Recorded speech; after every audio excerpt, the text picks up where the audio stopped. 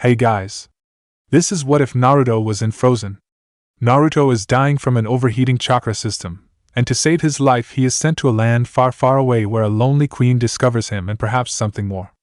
Hit like and subscribe if you like this one, and also please check the author in the description. Let's start.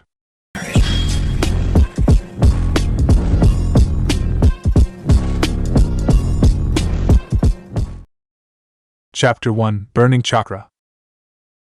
All was well with the world as Naruto finally succeeded in life. After so long the war was over and he had defeated Kaguya. The village had finally given him the respect he had yearned for all these years. And Sasuke had finally returned to the village in their time of need. Now if only he wasn't burning to death from his own chakra. While victorious, he had used too much of the Kyuubi's chakra in conjunction with the invincibility of his Sage mode, and was now suffering the backlash of combining the two powerful forces into one for so long. The massive amount of energy released had left his chakra coils so expanded that the Kyuubi had to continually push chakra through his system to keep it from collapsing in on itself, leaving him with more chakra than he could use, and his body had to literally burn the chakra off in an effort to get it out of his system. Kurama was kept busy as the Bijou directed its chakra between slowly returning Naruto's coils to normal, and simultaneously healing his body from the heat damage the chakra burn was doing. Naruto's temperature had finally evened out, but didn't seem like it would be dropping any time soon. Eventually the large fox demon was forced to admit that unless something massive was done soon, Naruto would just continue to suffer before dying via immolation. Naruto looked at his friends surrounding him as he lay on the ground in agony, his body radiating so much heat that his loved ones were unable to get close enough to give him a hug or even hold his hand. Slowly the rest of the army that Naruto had led to victory circled around to watch their hero's final moments.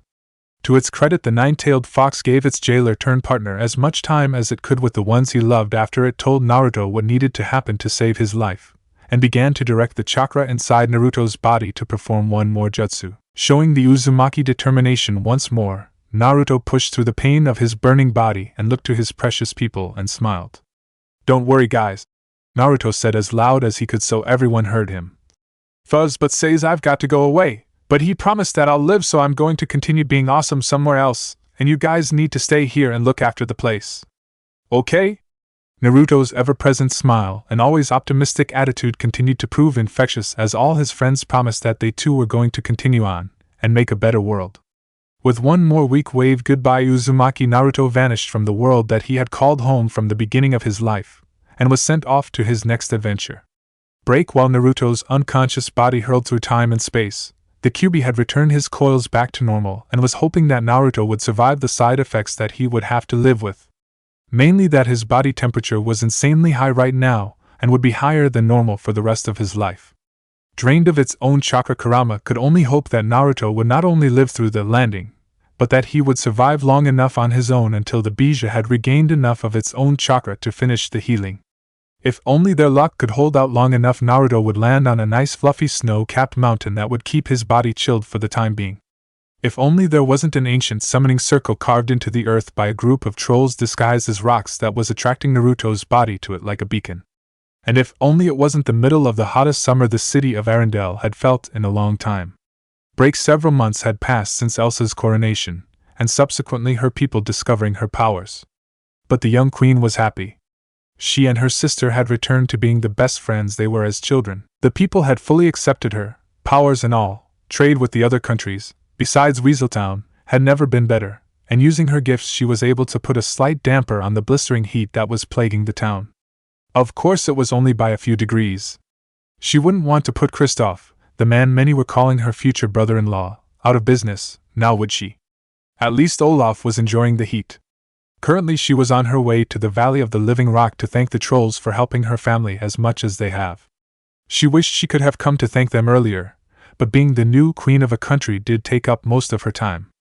And what free time she did have was spent with Anna, as they made up for all the time together they had lost over the years. But at the current moment Kristoff had plucked up enough courage to ask Anna to join him for a picnic before he went back up the mountains to fetch more ice. So Elsa thought it would be nice to visit the trolls, especially since she had just gotten over her cold from Anna's birthday. And with there being no life-threatening need for her or her magical ice powers in town, she took the time to relax for a little bit while riding deeper into the mountains with nothing but her thoughts.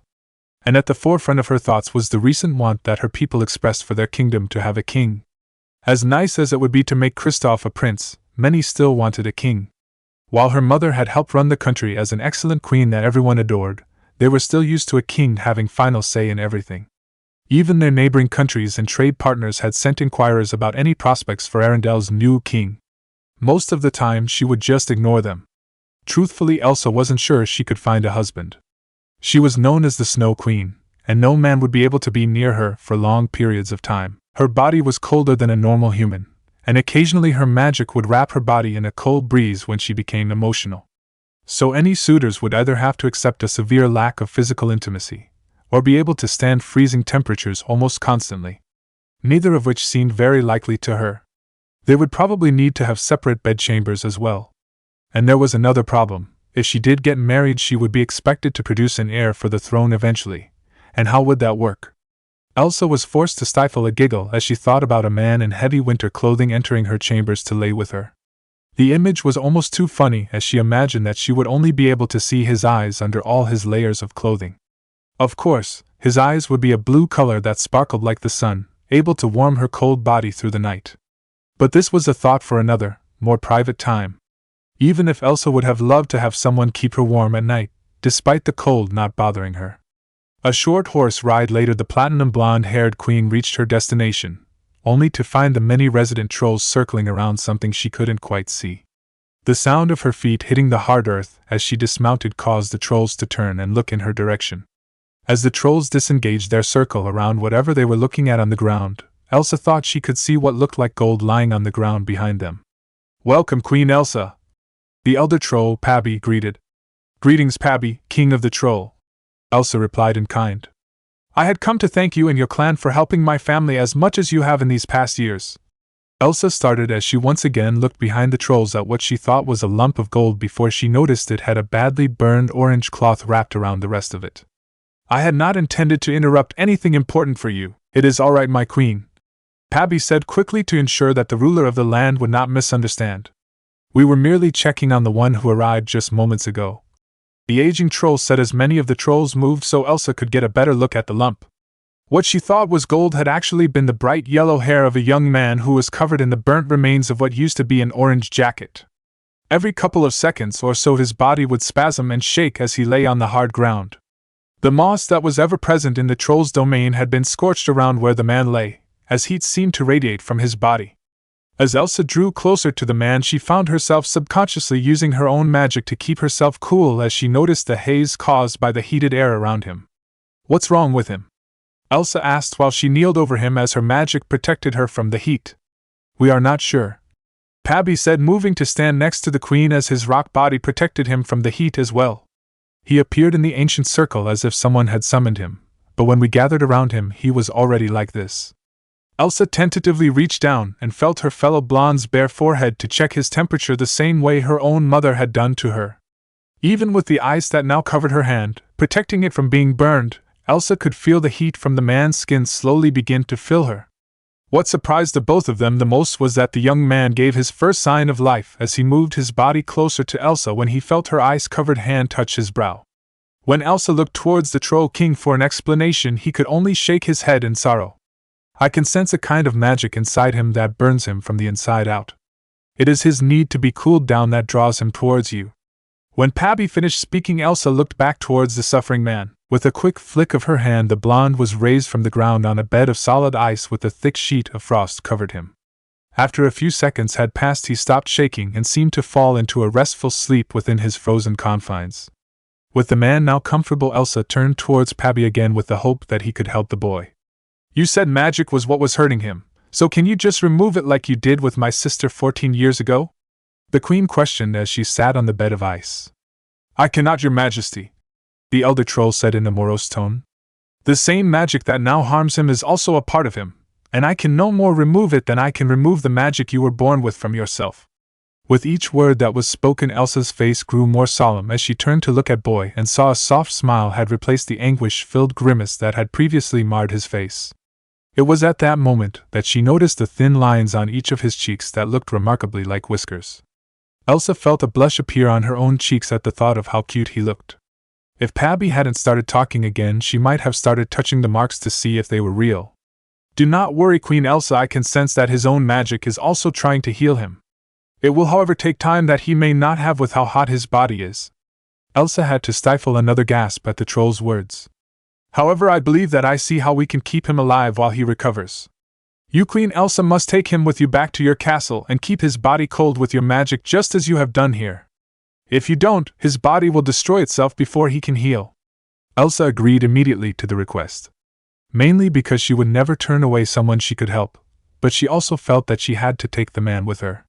No matter how hard she tried, every time she looked at his smiling face as he lay on the icy bed just brought a smile to her own lips. Elsa entertained the thought that this boy might have the most contagious smile she had ever seen. With a flick of her wrist, Elsa conjured a set of ice skies below the bed, turning it into a makeshift sled. Seeing what her plan was, many of the trolls that had been standing around watching started to move forward and attach the newly made sled to the horse that the queen had arrived on. Elsa could only stand back as the trolls quickly and effectively wrapped ropes between the horse's harness and the bed of ice. A hand pulling on her dress alerted her to Pabby once more wishing to talk with her while his people industriously worked. I do not know how he came to be here, but I feel that it is no coincidence that you, the one person that can save him, arrived only minutes after he appeared. I only ask that while you tend to him that you also try and befriend him yourself. I will, King Pabby, Elsa said as she checked that the ice sled was secured to her horse. You said you were unsure of where he came from, so I can only imagine that he is not from around Arendelle. I am sure he would be most appreciative to have a friend while he is here. Finding the sled firmly secured, Elsa mounted her horse and said her goodbyes to the trolls before making her return home. Chapter 2: Warm Welcomes. Anna and her boyfriend Kristoff were speechless. They had returned from their picnic together only to hear that Elsa had gone off to the Valley of the Living Rock to visit Kristoff's friends/family. And now here they were standing by the gate Elsa would return through only to see her horse pulling a sled made of ice. While it wasn't odd for Elsa to create ice structures, it was odd for her to pull them anywhere instead of just create the structure where she wanted it. What was really strange though was when one of the guards called down that there was a person inside the sled. For the queen to bring someone into town was never unheard of in their history, but for this person to be able to stand Elsa's ice was possibly the oddest part. Within a few short minutes Elsa arrived at the gates where her sister and Kristoff waiting, and by the time Elsa had dismounted her horse Gerda and Kai had arrived. I will explain everything when we have time, Elsa said before anyone else could speak.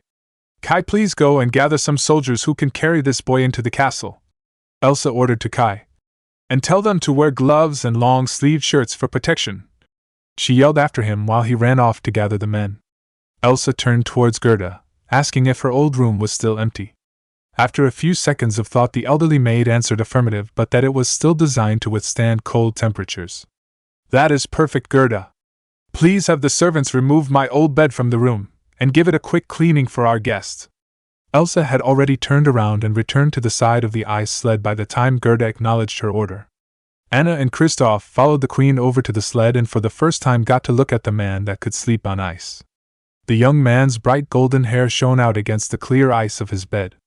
His body was covered in a thin sheet made of frost. When Elsa pulled the sheet down to check on him, Anna, Kristoff, and Elsa were all amazed at what they saw. Where once the blonde had obviously been sleeping on solid ice, he was now sleeping inside a bowl filled with water from the ice that his body heat had melted. That is one hot guy, Elsa's sister Anna said before quickly realizing that out of context that might sound weird to her boyfriend who was standing beside her. Not that he's hot or anything. I mean, he is hot, but not in an attractive way, just a melting kind of way, Anna said, trying to clear up any misunderstanding while she waved her arms about frantically. Fortunately for Anna, Kristoff was too busy mourning over the loss of the perfectly clear ice Elsa had made to notice his girlfriend's slip-up. By the time Anna had calmed down and was able to calm Kristoff down as well, Kai had returned with several guards strong enough to carry the young man. Elsa quickly began guiding the soldiers, ordering them to keep the man wrapped in the blanket of frost while keeping their metal gauntlets on to protect them. From what they were unsure, but soon enough the guards carrying their cargo towards their queen's old bedroom. Once they reached the room, Elsa began creating another bed for her fellow blonde, who seemed to at least be content, so Elsa took her time in crafting his new resting place. Instead of creating her usual ice that was clear enough it could be used for windows, Elsa packed as much ice as she could into the simple bed to prevent the bed from melting like the sled did earlier. When the bed was done, the soldiers placed him down before leaving to returning to their posts, while Kai left to continue his duties, as Elsa, Anna, Kristoff, and Gerda stayed to watch over the unconscious stranger. "Now all we need to do is prop him up while I remove his clothes," Elsa absent-mindedly commented out loud, and that was not the next comment anyone was expecting from the Queen in regards to the unconscious stranger. "We laid a guy down on a bed of ice and you want to remove his clothes?" Kristoff asked, shifting his gaze between the two blondes. "I only meant his jacket and shirt," Elsa said quickly. "Your Majesty, are you sure it is wise to remove any of his clothing?" Gerda asked. "Yes, for his health he must be made as cool as possible. His cloths are also ruined, so they need to be removed either way," Elsa said in the steadiest voice she could manage, now that it had been pointed out that she and the others in the room would be removing the cloths of the admittedly attractive boy. "Surely it would be better for one of the male servants to remove his clothes, Your Majesty," Gerda suggested. "No! I'm the only one who can touch him," Elsa said with more force in her voice than she would have liked, but she couldn't take the chance of someone getting burned by the superheated boy. However, because she had yet to explain his condition to everyone, they thought that she was just being possessive. Anna made a mental note to tease Elsa about her new crush later. "All right, fine, I'll lift him, you pull his jacket off," Kristoff said to Elsa.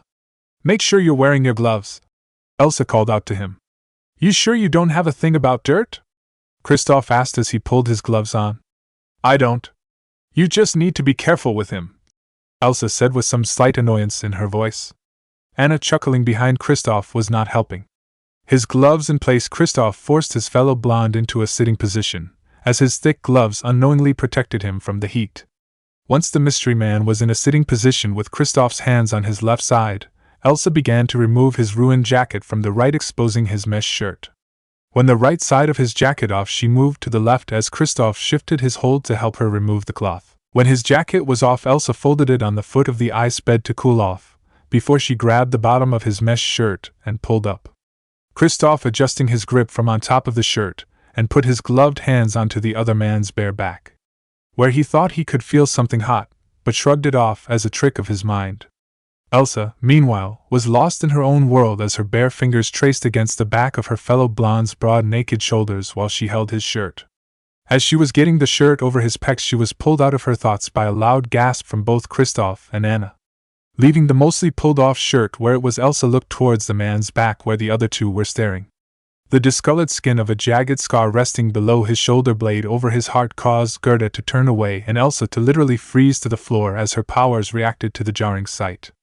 Yet she could feel that the fist-sized scar was not the end of it, and with trembling fingers she turned and finished pulling his shirt off, revealing another identical scar on his chest. Trying to retain as much composure as possible, Elsa motioned for Kristoff to lay the blonde down, before she covered him with a sheet of ice and a blanket of snow. As his face lost some of its redness, Elsa sighed in relief that the boy's life was now safe. Picking up the ruined jacket, she turned towards Gerda, and deciding to distract the older women. "Gerda, please take this jacket and see if it's salvageable." "Of course, Your Majesty," Gerda said as she took the tattered piece of cloth and retreating from the room. Once the elderly maid was gone, the room descended into a peaceful quiet. After several minutes had passed, it was Anna who broke the silence between the three as she took a closer look at the other boy. "So, Elsa, what's the story with this guy? I'm not really sure myself." "It was the trolls who found him," Elsa responded to her sister. "The trolls found him?" Kristoff questioned.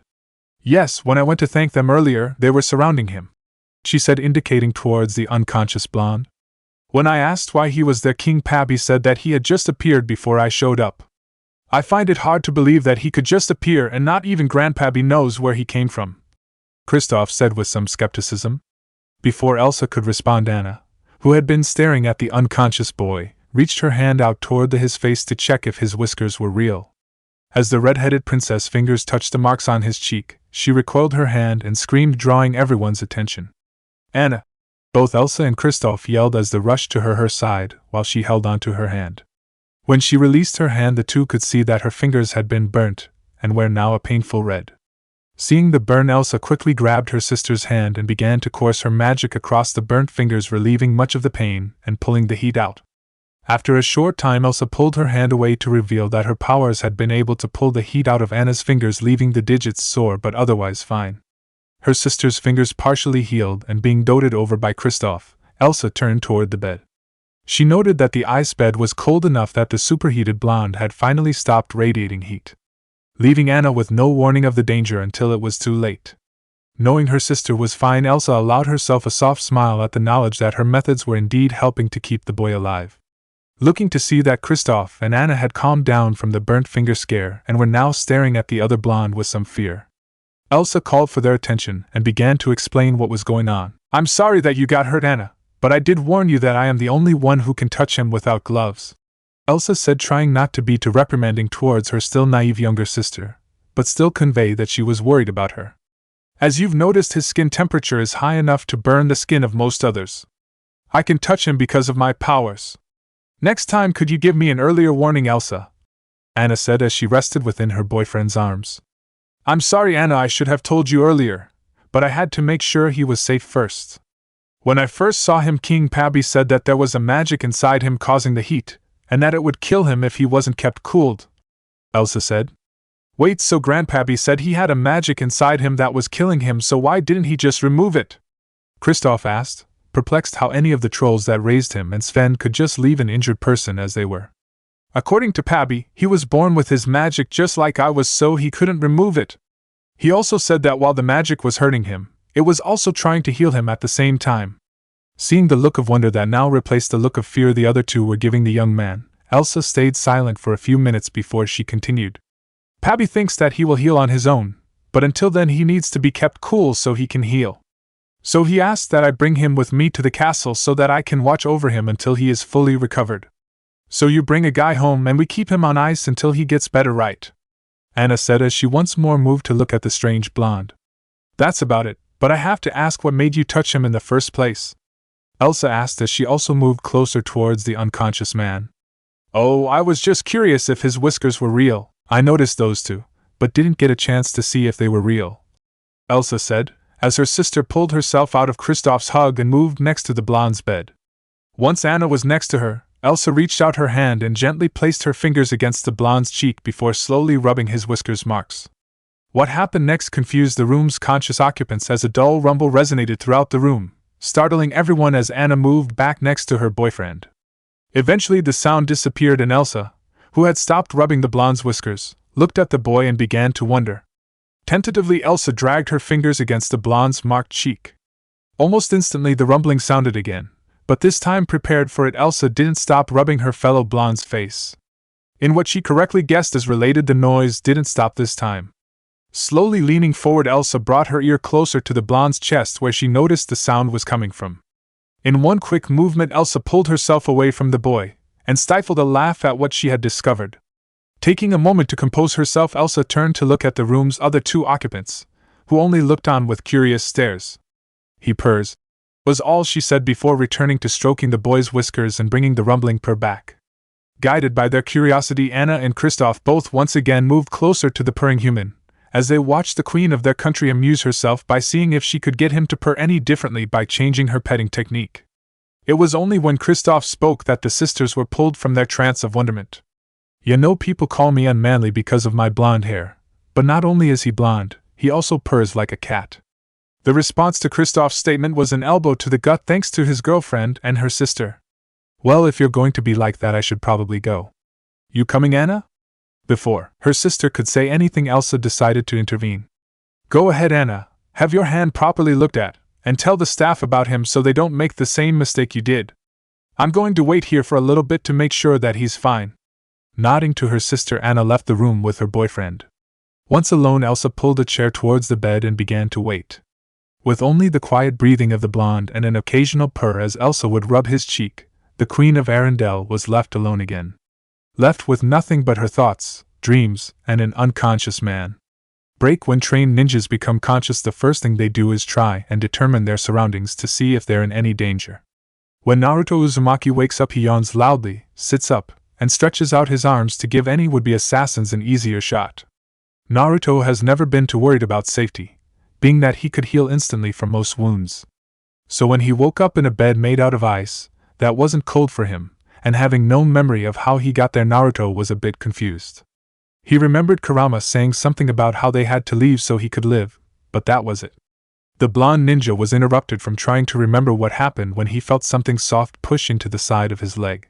When he looked down, he saw a head of almost white blonde hair resting on the side of his ice bed, while the rest of the bent-over slender feminine body could be seen sitting in a chair next to the bed.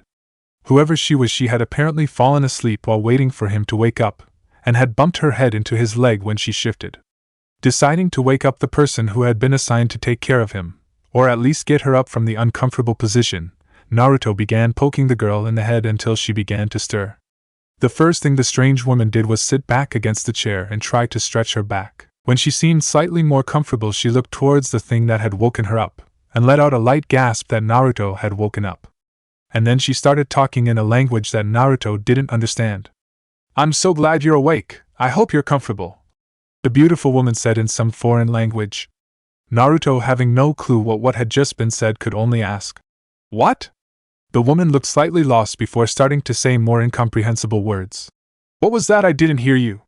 "I've got no idea what you're saying, lady," Naruto said as he moved to sit against the headboard. "You speak a different language, don't you?"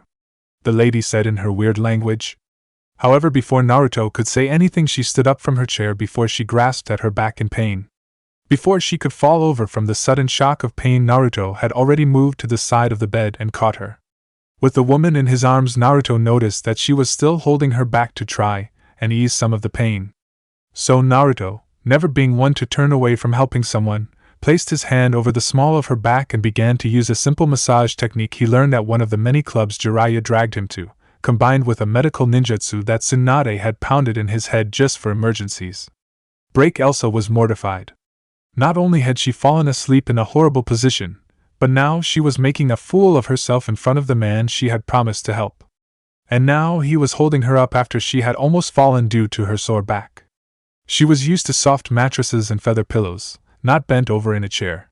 So it was a great surprise when she felt the boy's hand on the lower part of her back, and was just about to tell him to move it, whether he would understood it or not, but stopped when she felt a soothing warmth wash over her entire body. Where once her back had been sore, now her entire body felt like it had just emerged from a hot, relaxing bath. It was all she could do to keep a slight coo of pleasure silent, as even pains she had long ago gotten used to vanished under the warmth of whatever this stranger was doing.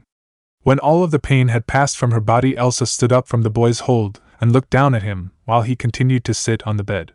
Clearing her throat to make sure that she had the boy's full attention, she began to speak slowly and precisely so that hopefully her fellow blonde might understand. "Thank you?" Short sentences would probably be best for now, Elsa decided as she watched the boy. At first he seemed to think over the words before he started moving his jaw, and finally he moved his lips and began to speak sense for the first time. "Thank you?" Or so Elsa had hoped. At least the words were recognizable, Elsa thought. "Thankyo," Elsa said, putting emphasis on each part of the words, hoping that the boy would parrot them back. "Thankyo," he managed to say, stumbling over the words, but there was no doubt that he had indeed said them correctly. Elsa smiled as the boy continued to say the simple sentence a few more times before he too began to smile along with her. His was a large, toothy smile that seemed to encompass his entire face, while hers was a bit more subdued but no less radiant. Once again clearing her throat to bring the boy's attention back towards her, she tried for another word that he would need to know, namely her name. Pointing towards herself, she said her name slowly and with as much care as she could muster before saying it again at the correct speed a few seconds later. Expecting him to parrot it back like he had done earlier, she was not prepared for when he once more smiled broadly and, pointing at himself, promptly said, "Naruto." While she had not thought that he would do such a thing, Elsa was pleasantly surprised that the boy had thought to do introductions. So taking her time, she tried to repeat the same sounds he made while saying his name. "Naruto." She seemed to have said his name correctly as he once again began smiling and nodded his head rapidly at her success. Smiling softly, she took a few seconds to turn towards the clock on the wall, wondering what time it was. "Elsa?" the boy said, drawing her attention back towards him. Once she was looking at him again, he began to say her name again, followed by his own as his hands pointed towards both of them in correspondence with his words. As he kept speaking, Elsa got the feeling that he was more seeking acknowledgement that he was right instead of practicing. Nodding her head in agreement caused the Naruto to let out a low Yada. Before he began to talk quickly in whatever language he spoke and just didn't stop. Eventually Elsa found herself sitting in her chair again as she just listened to the foreign words. She may not understand any of them, but she didn't really need to. All that mattered for that short period of time was that Naruto, the boy she had promised to protect, was awake and, judging by the amount of energy he showed, well on his way to being fully recovered. Chapter 3: Heated Tour.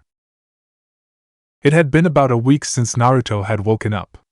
The servants had been briefed by Anna not to touch him, and now that it was known why Elsa had brought him to the castle, many were accepting of him. The few who were more cautious about him were soon won over by his naturally charismatic personality. Soon he had met everyone in the castle with the exception of Olaf and Sven, who had disappeared, but those two wouldn't be hard to win over when they came back. In truth, the only problem with Naruto seemed to be that he spoke a different language. Most of the staff and linguists from the village had at one point or another tried to talk to him, but none of them knew anything he was saying. Whenever someone tried to communicate through gestures with him, they would be unable to follow his hyper and erratic movements that meant something to him but left others clueless. The only person that seemed to understand his gestures was Elsa, probably because she spent so much time around him.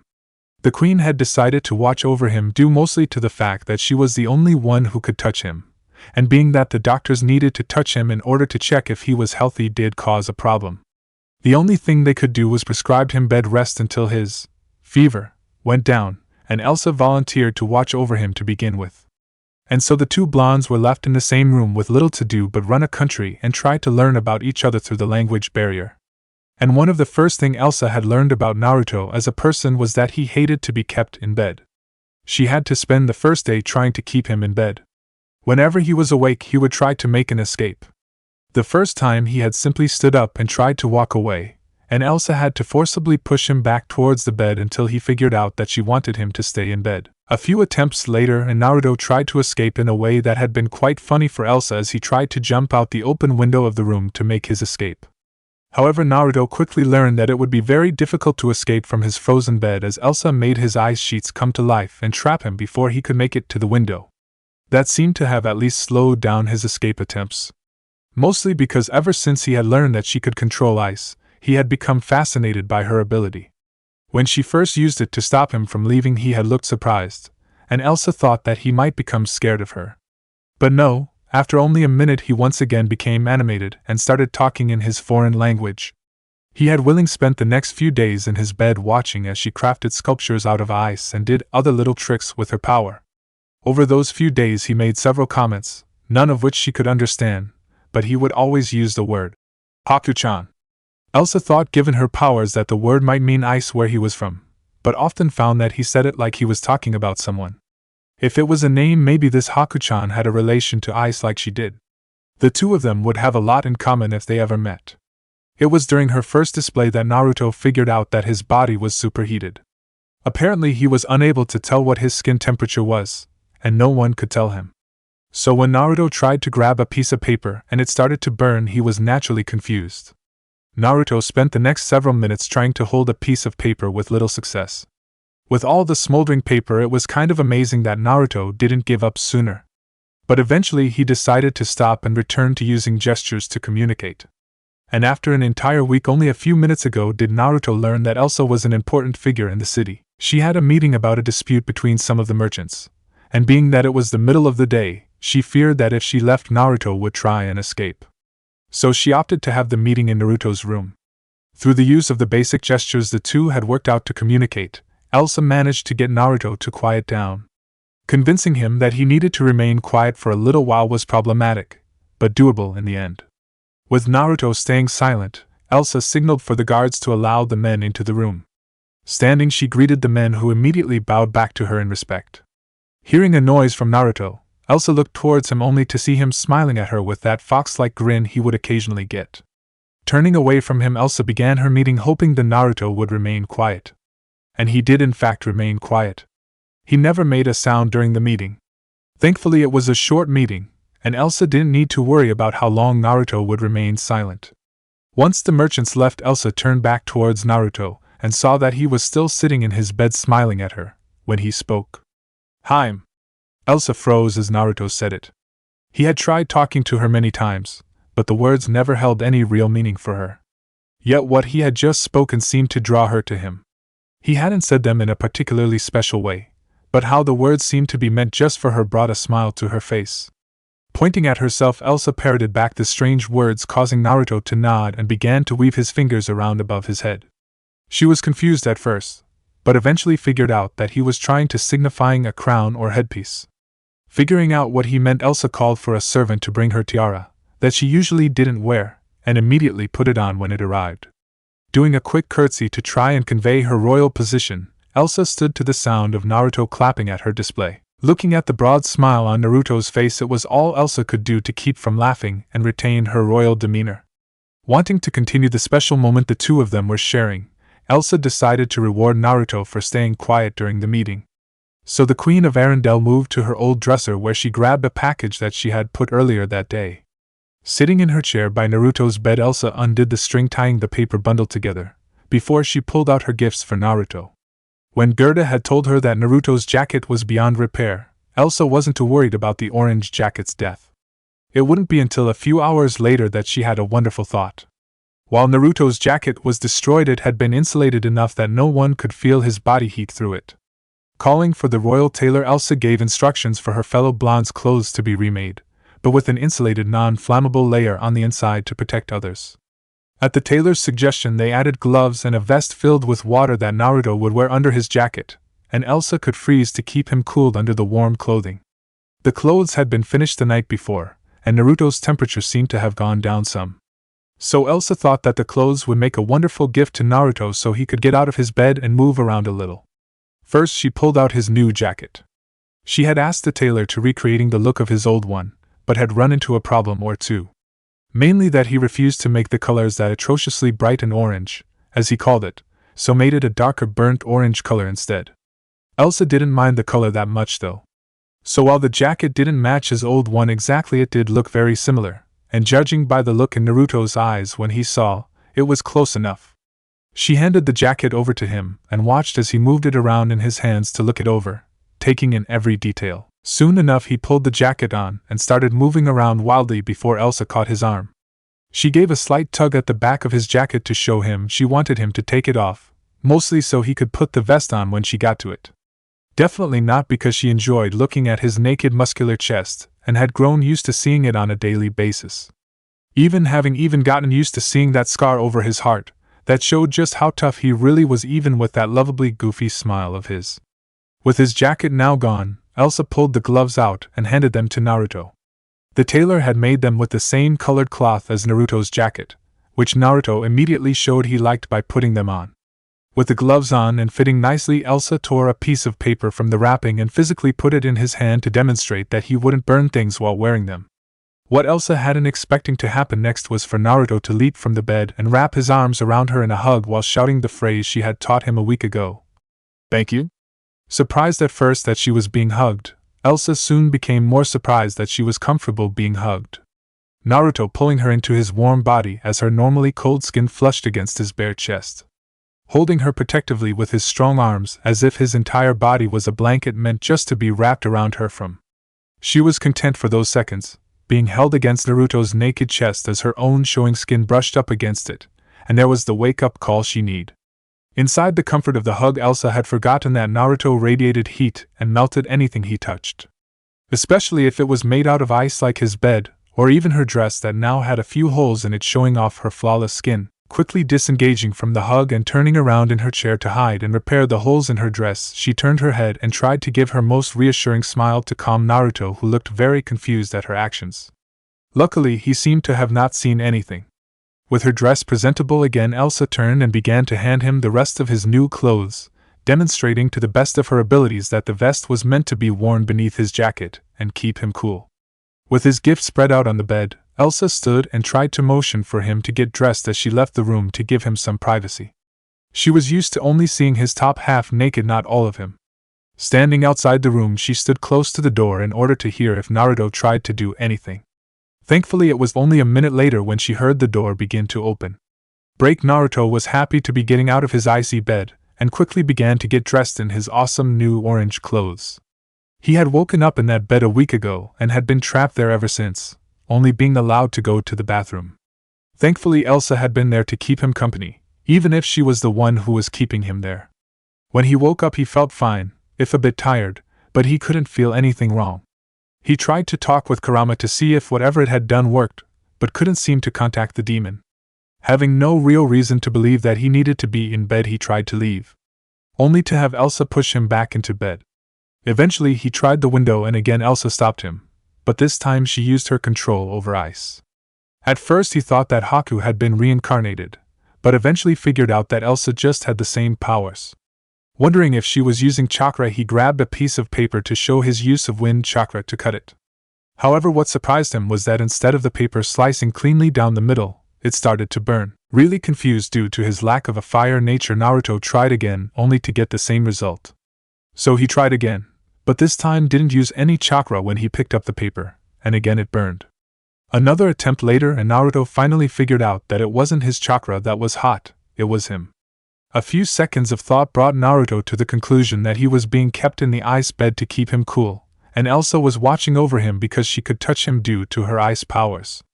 His theory was proven when he met several other people, including who he thought was Elsa's sister, but none of them would shake his hand or come close to him.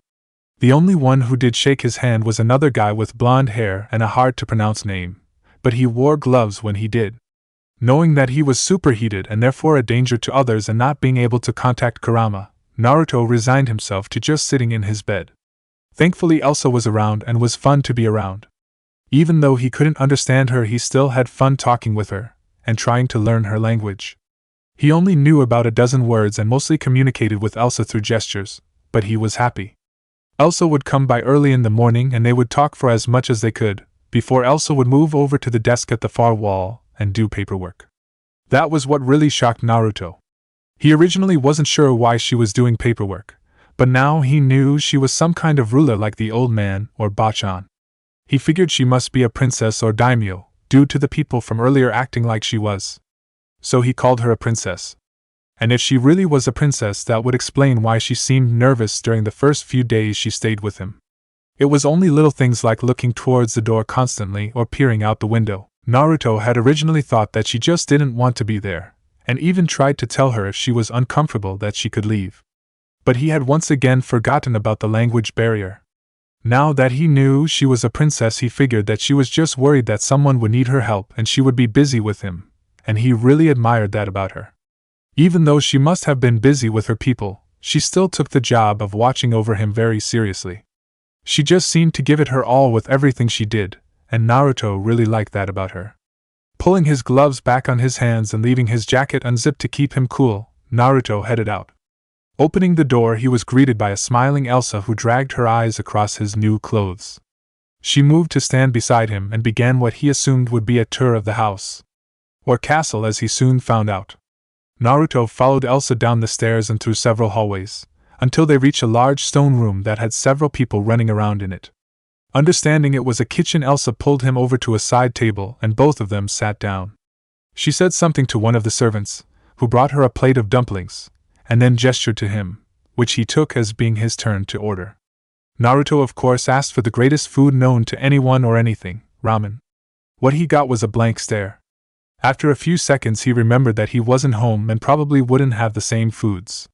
So he tried to show what ramen was with his hands, making waving motions with his fingers in the hope that he could imitate the look of ramen. Deciding that he couldn't match the same level of awesome as ramen with his fingers, Naruto stood up and began to walk round for some himself. After several minutes of fumbling with handles, due to his gloves, and opening every cabinet and drawer, inside a far pantry Naruto found some noodles. They didn't look like the ramen noodles he was used to, but they at least smelled similar, so he pulled them out and placed them in a bowl he had picked up. Moving on, Naruto followed his nose to a stove where several pots of broth were cooking.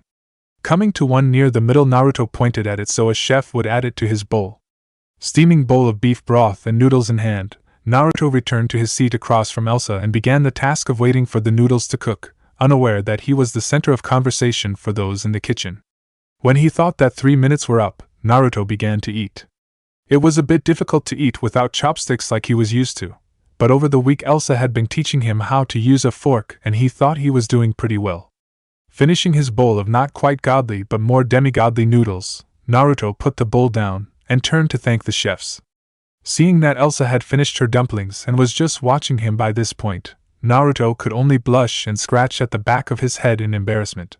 While he was used to eating with a few girls, like Sakura, he wasn't used to a girl just watching him. Especially if her lips were in that soft smile she had, when she was just content to watch him. Naruto gave his bowl to the chef so it could be cleaned. He smiled at Elsa, who smiled back, and stood from her chair in that graceful manner she always had and beckoned for him to follow. Standing to follow, Naruto headed out the door they entered through as Elsa stopped to talk with one of the cooks for a moment. While waiting for Elsa to finish, Naruto looked down the hall and saw something weird. Curiosity getting the better of him, Naruto walked over to see what it was and why it seemed to be moving. Reaching the end of the corridor, and now close enough to touch it, Naruto was able to identify the large, furry, brown mass as the back end of an animal. Looking around the corner, what he saw was some deer-like creature. Naruto had experience with deer, due to his friendship with Shikamaru, but what he was looking at was much hairier than other deer, and seemed to be crossed with a dog if the lolling tongue was any indication. It seemed to look around for something, before it grunted, and walked farther down the hall. When the thing had walked around another corner farther down the hall, Naruto turned to look up the hall he was in to see Elsa moving towards him. Motioning for her to stand beside him, he pointed to where the strange deer had been, and then held his hands above his head with his fingers splayed to symbolize antlers. Elsa chuckled into her hands as she seemed to understand what he meant, and even gave him the word Sven for the deer thing. Whether it was the thing's species or its name, Naruto wasn't sure. Whatever it was, the rest of the tour was spent with Naruto watching out for Sven. Before anything else could happen though, Elsa grabbed his hand and pulled him farther down the hall they were in, towards a large room full of paintings. Having never really appreciated art that much, Naruto found the paintings boring, but he did enjoy the architecture of the castle as the tour progressed. It had so many nooks and crannies that he, or others, could hide in. He investigated all of them to make sure they were safe.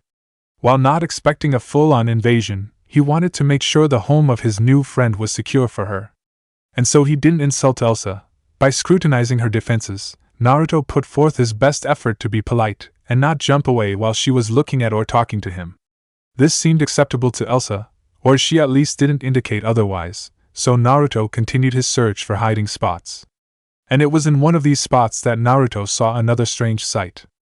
Elsa had been called over by one of the older maids, and had moved to one side of the entrance hall she had been showing him. Naruto took the chance and jumped up to a windowsill near the ceiling. Seeing that Elsa was still in the same place, Naruto looked around the room, and saw something white on the other side of the hall from his friend. And while strange this time, Naruto knew what it was, or at least all the parts of what it was. It was a small mound of shaped snow with twig arms and a carrot nose, that was being followed around by a floating cloud that was constantly snowing on it. While Naruto had seen many snowmen due to his travels, they weren't seen that often in Konoha due to the hot weather. And they didn't have clouds following them, or move themselves, but Naruto had honestly seen weirder. An army of moving stone statues to start with. Figuring that the moving snowman might be connected to his new friend, who could control snow, Naruto jumped down from his perch to meet the strange snowman. Now that he was closer, Naruto could see that it was really small and looked like it had been designed by a child. Its facial features defied gravity and its arms moved without joints. It truly was a marvelous sight, and if it was Elsa's doing, it was a large testament to her power. And then the snowman talked. Naruto was prepared for an enthusiastic wave, or something. Not for the thing to start screaming words and running at him. Most of what it said was lost on Naruto, who was only able to make the word Sven out, but what truly mattered was that it was running at him. When it was right in front of him, the snowman stopped running and started jumping, so Naruto decided that he should play it safe when dealing with the snowman, by getting it as far away from him as possible. What Elsa thought would be a simple tour soon turned into a whirlwind of motion and excitement, as she tried to follow Naruto around her home. She had started off by pulled him down to the kitchen so that the two of them could have an afternoon snack, and possibly to see what food he liked. After ordering herself to show her intent, Naruto spent several minutes trying to order something called ramen. He started off by saying the word every few seconds in his rapid speech, before trying to show what he wanted. When he decided that failed, he went around the kitchen looking for it himself, before finally finding some noodles that seemed to be what he was looking for. After adding some soup broth to the noodles, waiting a few minutes, and ignored all of the chefs talking about the strange food he had made. He proceeded to eat the odd concoction. He seemed to enjoy it greatly with how fast he was trying to eat it. And given how bad he was at using a fork, it was impressive. At least he was using a fork when compared to earlier this week when she had considered spoon-feeding him, due to his lack of knowledge about eating utensils. Pretty soon Naruto had finished his meal, and passed the bowl to a chef to wash. She stood and Naruto followed her out of the room, but before she left she turned towards one of the chefs and asked that he try and recreate the noodle and broth concoction that Naruto made. Both because Naruto enjoyed it, and because she wanted to try some. When she and the chef had finished talking she turned to look towards where Naruto was, only to find him at the end of the hall looking paranoid. When he saw her he waved her over as he began pointing down a side hall, and then held his hands over his in the vague shape of antlers. Of course the only thing he could be referring to had to be Sven, due mostly to the fact that Elsa preferred that wild animals not roam the halls of her castle.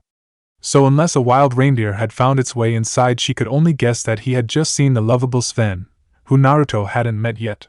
Which might explain his mild panic attack regarding the appearance of the large animal. Chuckling at the situation of being unable to calm Naruto's worries over the reindeer, due to the language barrier, Elsa told Naruto that the reindeer's name was Sven. Mostly so that Naruto would know that Sven was a friend and hopefully wouldn't freak out the next time he saw him. Feeling confident that Naruto was calmed down, Elsa grabbed his hand and pulled him towards the room full of paintings that Anna would spend her time in, when she wasn't hanging around Kristoff. Due to Anna spending quite a lot of time with the paintings in her youth, she could tell anyone almost all of the history behind the different portraits and images. Elsa could not, having spent most of her adolescence in parental and self-imposed isolation. Not that she could tell Naruto anything about the paintings, even if she had known anything.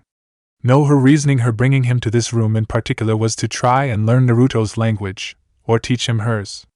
She was hoping that with the many paintings she would be able to point at a picture, say the word, and slowly teach him that way. And if not, she could see if he recognized any of the foreign paintings, and might show where he's from. Once they entered the room, Elsa let go of Naruto's hand and moved towards one of the paintings, expecting him to follow. So when she reached the painting she wanted, and turned towards Naruto, she was mildly shocked to find him missing. She half expected him to be by the door looking for Sven, but he wasn't. In fact, he wasn't anywhere in the room that she could see. For a full minute Elsa ran around the room looking for the disappearing blonde. Keep her eyes open for any sign of his blonde hair or orange clothes, while straining her ears for the sound of his voice. It was while her head was still down, after having looked under a couch, that she saw a shadow stretched across the floor. Following the shadow towards one of the many large windows near the ceiling of the room, she was greeted by the silhouetted form of Naruto, who was staring out the window into the outside world. Not knowing how he had managed to get up to the window with no ladder, and only having turned away from him for all of 5 seconds, Elsa was left speechless. Completely at a loss for words. Forced to just stand in the middle of the room looking skywards at her fellow blonde, engulfed in the sun's light, as if he was the source of the bright glow. And for a scant second, Elsa thought she could see golden flames rising off Naruto's form. What Elsa would later recount as having felt like spending several hours, watching her friend, was in fact only a few minutes. Elsa herself would have probably continued to stare for longer if the object of her gaze himself hadn't moved, breaking the moment. Finding himself stared at, Naruto turned sideways towards Elsa, and grinned as the sun now illuminated his whiskered visage. She could only give a soft wave as Naruto began smiling at her like he wasn't in a windowsill on the equivalent of the 3rd story. She did have to stop waving in favor of taking a step back when Naruto jumped to her complete disbelief. Where Elsa thought that Naruto would be stuck up there until a ladder could be brought to get him down. Naruto just seemed to take a step off the edge and land in front of her in a low crouch, before standing straight with no sign of strain or fear. Instead, he just smiled at her before talking in his rapid and excited manner, presumably about the view, until he just stopped and smiled at her. With nothing else to do, she just smiled back, grabbed his hand to ensure that he wouldn't run off on her again, and continued their walk around the house. Her idea of teaching him not forgotten, but pushed to the side until later. Hopefully when he would stop surprising her, or at the very least not scare her like he just did. The rest of the tour had Elsa showing Naruto around the castle, literally by the hand to make sure that he was following. Elsa had quickly learned that if she turned her back on Naruto, or let go of his hand in any room, he would disappear. However, if she was looking at him or holding his hand, he would follow her around and wait semi-patiently for her. She wasn't sure whether he went off to explore when she wasn't looking at him, to keep his secret on how he got to the higher places, or he stayed around in case she was going to talk/gesture with him. It only took seeing that large, good-hearted smile of his to make her believe it was more the second option.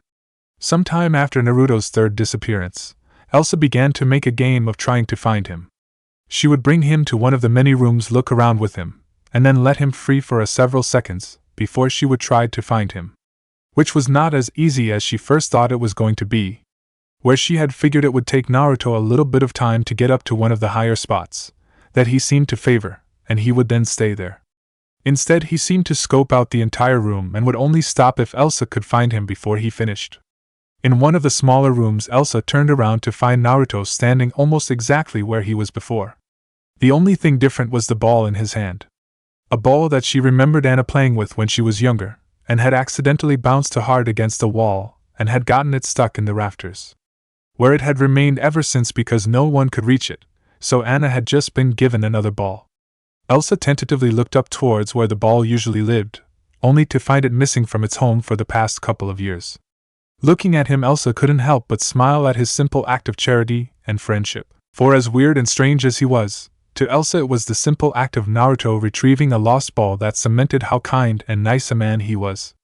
And if the two of them weren't friends before, Elsa was determined that they were now. And as his friend, she was going to make sure that he survived his problem, and was helped out in this world he was unfamiliar with.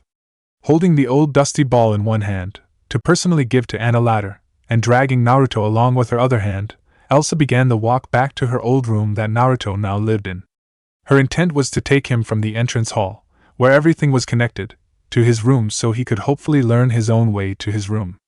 However, Gerda called out to her when they were just about to reach the stairs. Not really having much of a choice, Elsa left Naruto to explore possibly the largest room in the castle.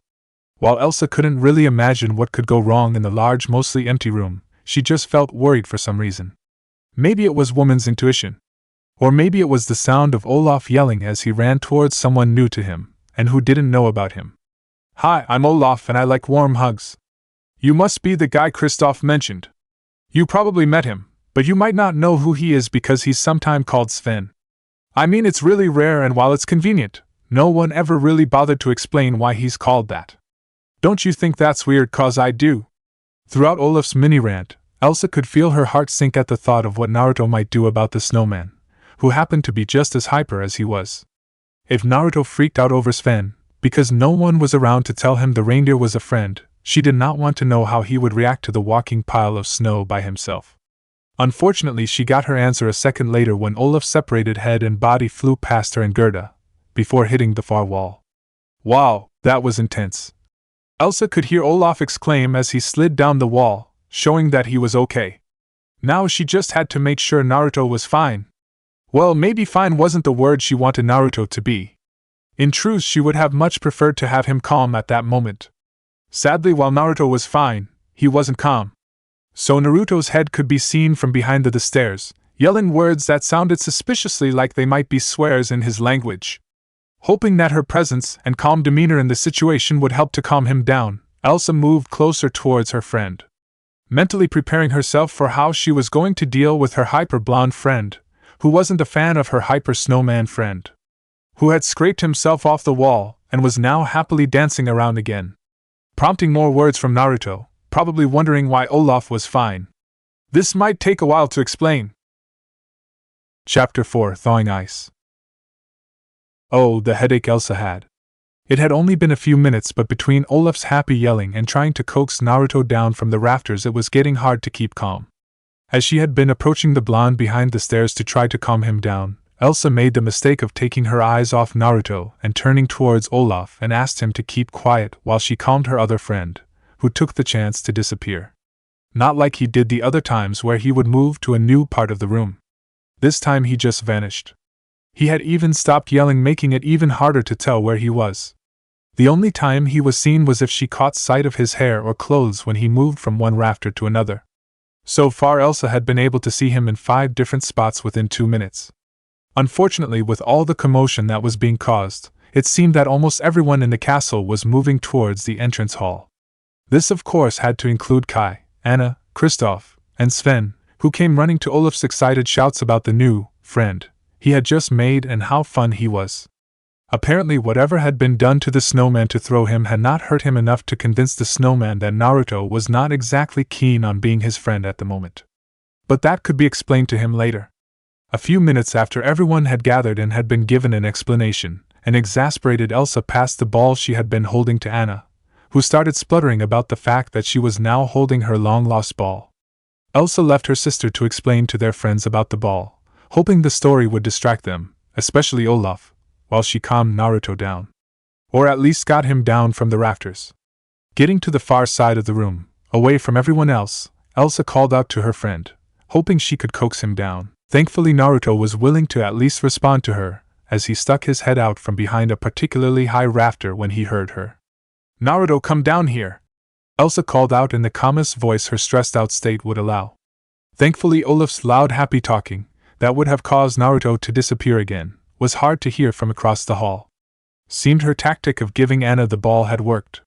Unfortunately Naruto still couldn't understand her, and instead chose to look between her and the living snowman who was now ogling the ball that had been rescued earlier. Not getting a response from Naruto caused a bit of worry for Elsa, but she continued on trying to ease her friend from his hiding spot. A few minutes later, with no success, Elsa decided to try another approach. With a stomp of her foot that caused some frost to fly up behind her, pulling Naruto's attention towards her, and away from Olaf. Looking directly into her friend's eyes, Elsa pointed a finger at the ground right beside her, and called his name using the, as Anna called it, royal commanding voice. The same voice Anna herself used on Kristoff occasionally. Elsa chose not to compare her using the voice on Naruto with Anna using it on her boyfriend. However, the effects were identical. Where Kristoff would look dumbfounded for a few seconds before bursting into action, Naruto took a second to widen his eyes before he jumped off the rafter. A feat which caused some screams from the servants and Anna. Of course, Naruto landed with barely a sound next to the queen. Giving a smile to her friend to show she wasn't angry with him, Elsa took his hand and turned towards the rest of the room, who had all taken Naruto's jump in different ways. Kristoff had attempted a run forward to catch his fellow blonde, but had only made it halfway across the room. Anna and Sven had taken to covering their eyes with hands and hooves respectively. Kai and Gerda had grabbed onto each other. Several other servants looked away or had taken steps back. And Olaf had gotten over whatever shock he suffered, and was now running towards Naruto, causing him to tense. Elsa, not about to risk things degrading back to their previous state, tightened her grip on Naruto's hand, looked towards the snowman, and simply commanded Olaf to stop. Apparently she was still in the mindset of using the royal commanding voice from earlier, causing Olaf skidded to a stop just before he passed Kristoff. After the snowman halted, Naruto relaxed immensely, and Elsa couldn't stop a sigh of relief from escaping her lips. Unfortunately, her rather loud command had caused all those present to stop hiding and notice that Naruto was fine, which caused the others to take a few tentative steps towards him. This included a certain easily excitable animal who ignored Elsa's previous order completely, and started charging towards the blonde that resembled said animal's best friend. Kristoff, hearing the thunder hoofs of his friend, reacted on instinct, and moved in front of the reindeer to prevent his advance. Sven slowed to prevent a crash as Kristoff grabbed his friend to help slow him and hold him in place. Once the reindeer was stopped, Kristoff started apologizing to his friend and even made a comment about not wanting to smell burnt reindeer, which caused the other occupants of the room snapped out of their shock and realized that Sven had been with Olaf for the past week. And both were unaware the danger from the seemingly innocent boy. Many of the servants ran forward to help the mountain man explain to Sven and Olaf about the superheated boy who didn't speak their language.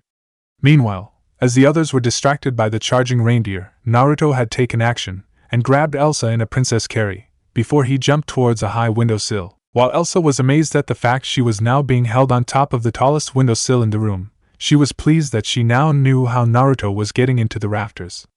While the fact he could jump so high was odd, it was much more reasonable than something else, like if he was switching places with a log or something. But she needed to be put those thoughts on hold as she felt the small amount of heat, no warmer than a hug, that passed through Naruto's jacket start to melt her frozen dress. Again.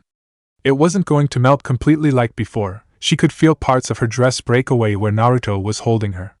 Even though she knew her dress could hold up to even higher temperatures than Naruto was currently giving off, Her dress just seemed to melt around him. If this kept up, she'd need to make a suit of armor out of her eyes so Naruto could hug her more often.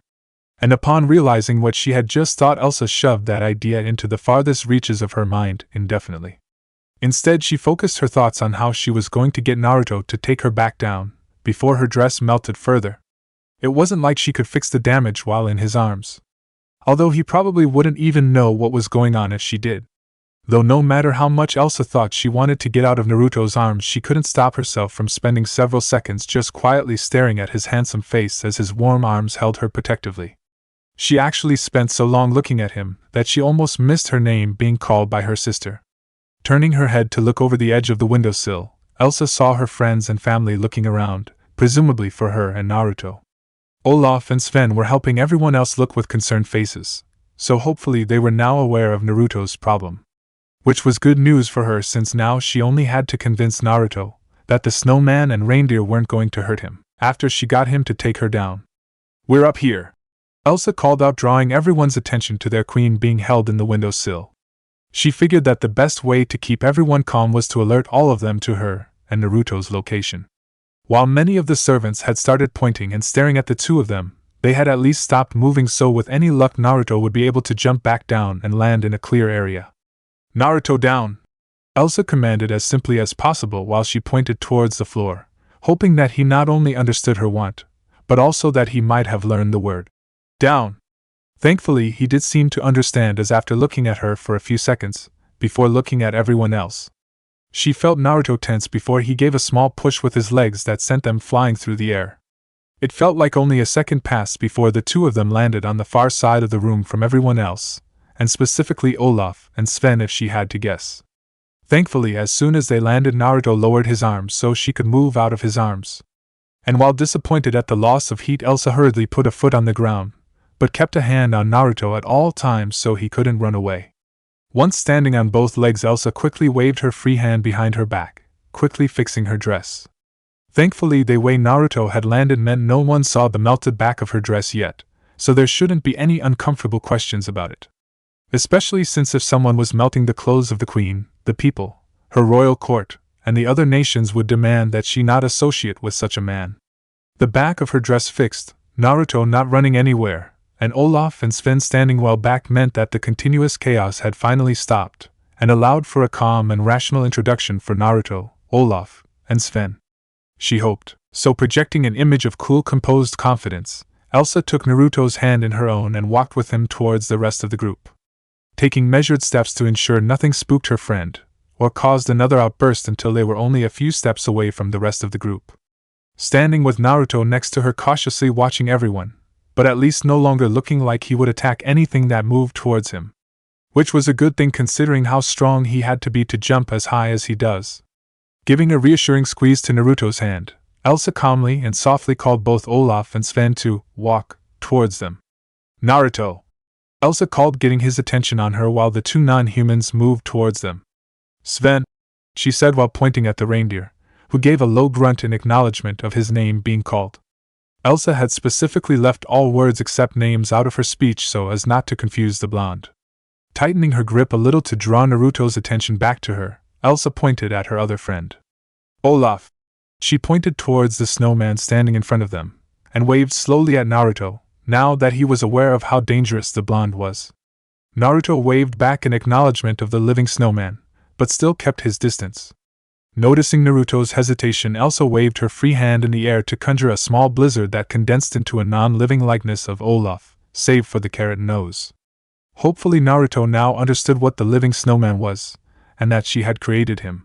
He must have understood something, because as he looked at the small snow statue he returned to his normal enthusiastic demeanor while saying something in his own language. Giving another wave of her hand and a burst of magic, Elsa turned the Olaf-shaped pile of snow into a flurry that flew around the room, much to everyone's enjoyment, before dispersing into the air. The queen really didn't want to accidentally make another living snowman like she did with Olaf, by leaving the look-alike just standing there, like she did with Olaf on the mountain. Even if she had no clue how Olaf came to life. Hearing the sound of clapping from those present at her magical display, Elsa gave a small wave to the crowd, hoping they would calm down and stop making such a big deal of her magic. She was about to say something to that effect when she felt a light squeeze on her arm from Naruto, who did nothing afterward but smile at her. Whether he was aware of how she didn't like to show off her powers, or something more, Elsa decided to just enjoy the moment with her friends. Especially since no one was causing Naruto to jump away. When the clapping had died down enough that Elsa could talk, she turned and addressed the servants. "Now that we have had some fun for today, I think it's time that we all return to our duties." With the servants leaving to perform their given tasks now that the excitement had passed, the only ones left were the queen, her sister, Naruto, Kristoff, Sven, and Olaf. Now alone with her friends and sister, Elsa looked towards the living snowman. "Olaf, where have you been for the past week?" she asked in a calm voice.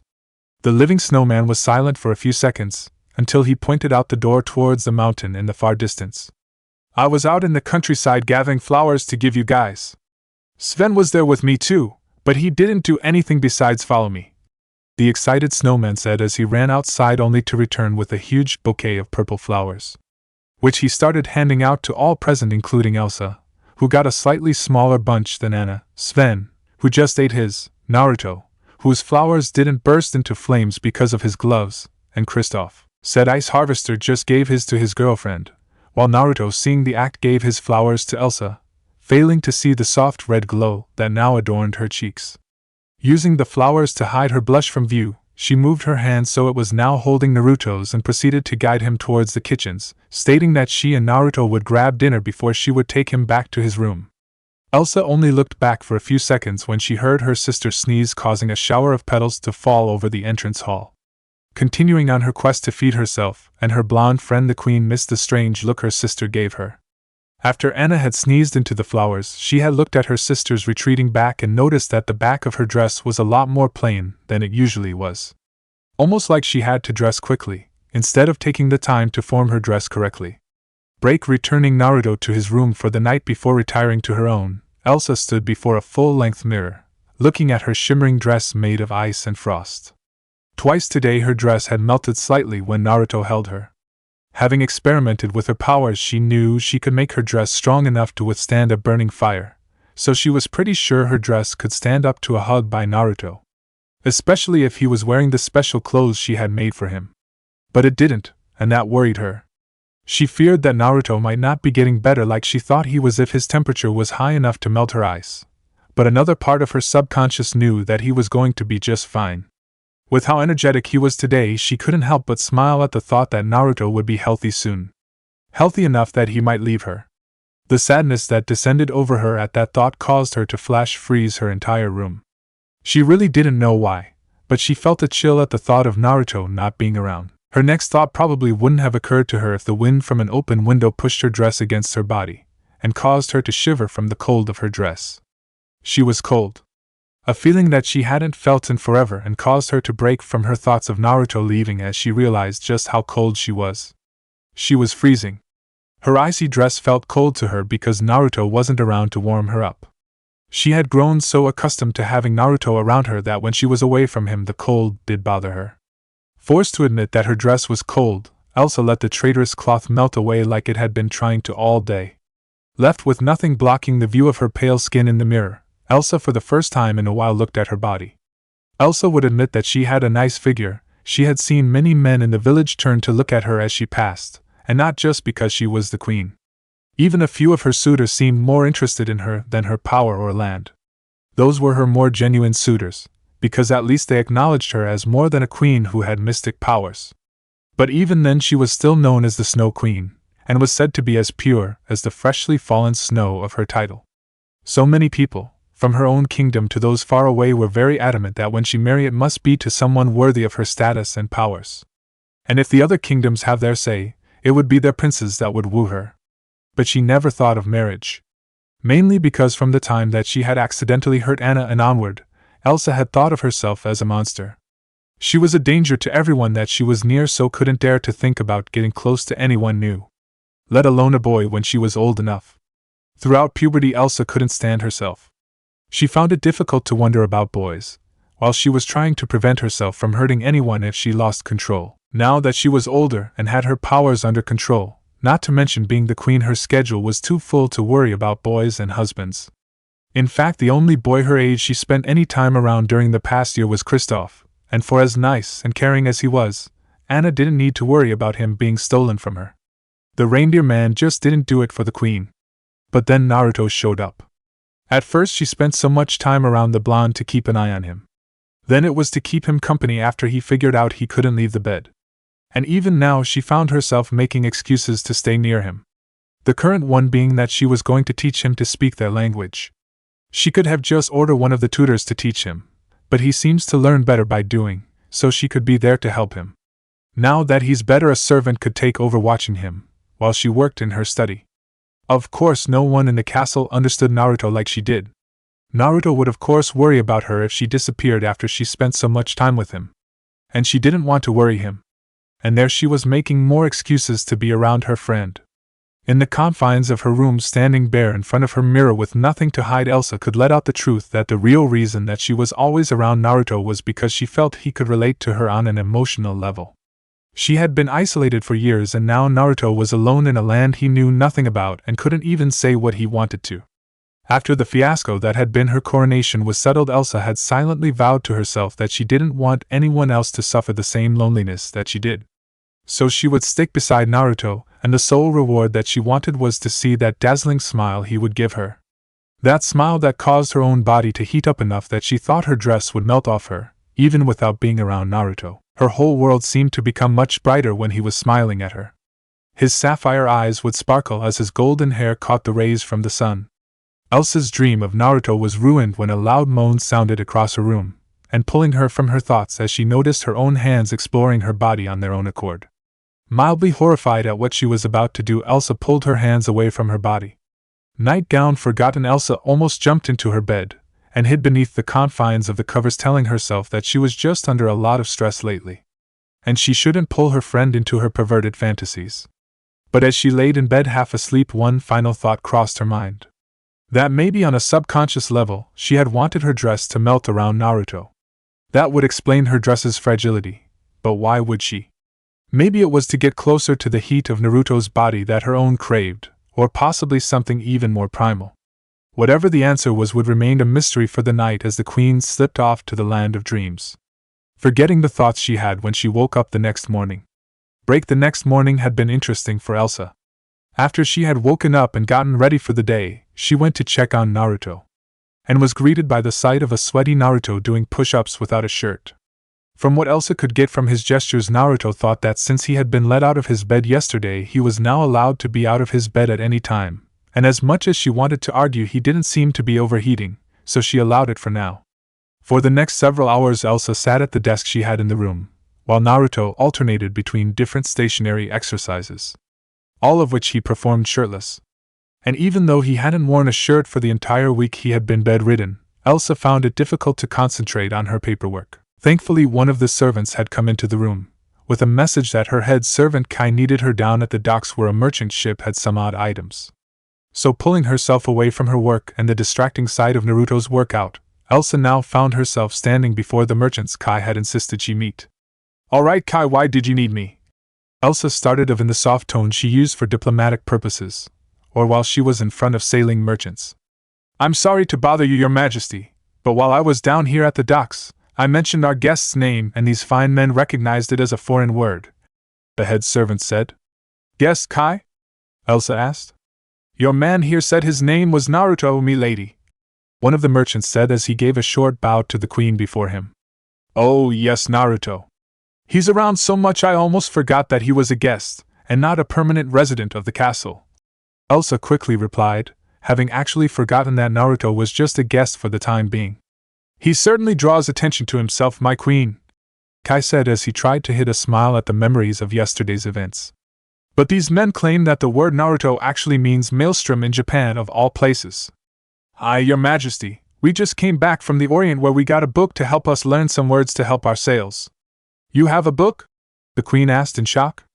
"That was the reason I asked for you to come, your majesty. These men have a book on the Japanese language, which I believe Naruto speaks," Kai said. Elsa saw one of the men hold up a book that appeared to be well preserved for having been on a ship. "Some linguist set up shop in Japan and makes a living by writing language books. We bought a set to help with trade, and we learned all we needed, so we would be happy to sell them," the sailor said, as he motioned to a few more books behind him. Elsa almost couldn't believe how lucky the situation was. She had planned on teaching Naruto her native language just as one would a child, and still probably would have too. But if these books could tell her words to help Naruto learn faster, that could increase his learning exponentially. And all it would take was for Naruto to actually be speaking Japanese and not something else. "May I look at those books before we buy them?" Elsa asked, trying to keep the excitement out of her voice. "I would like to make sure that these will work for what we need them to." Get an affirmative, Elsa picked up one of the books and began to leaf through the pages looking for any words that she knew from her time with Naruto. It only took a few seconds before she found several words she thought sounded familiar, but not quite, as she continued to look. And then she found it. Elsa didn't feel the need to continue looking as her eyes looked down towards the page, as the one word she had longed to know was now understood by her. Haim, the word Naruto called her and only her, was finally known by her to mean princess. And that made it all the better. Naruto knew she was a princess and still treated her like just another girl.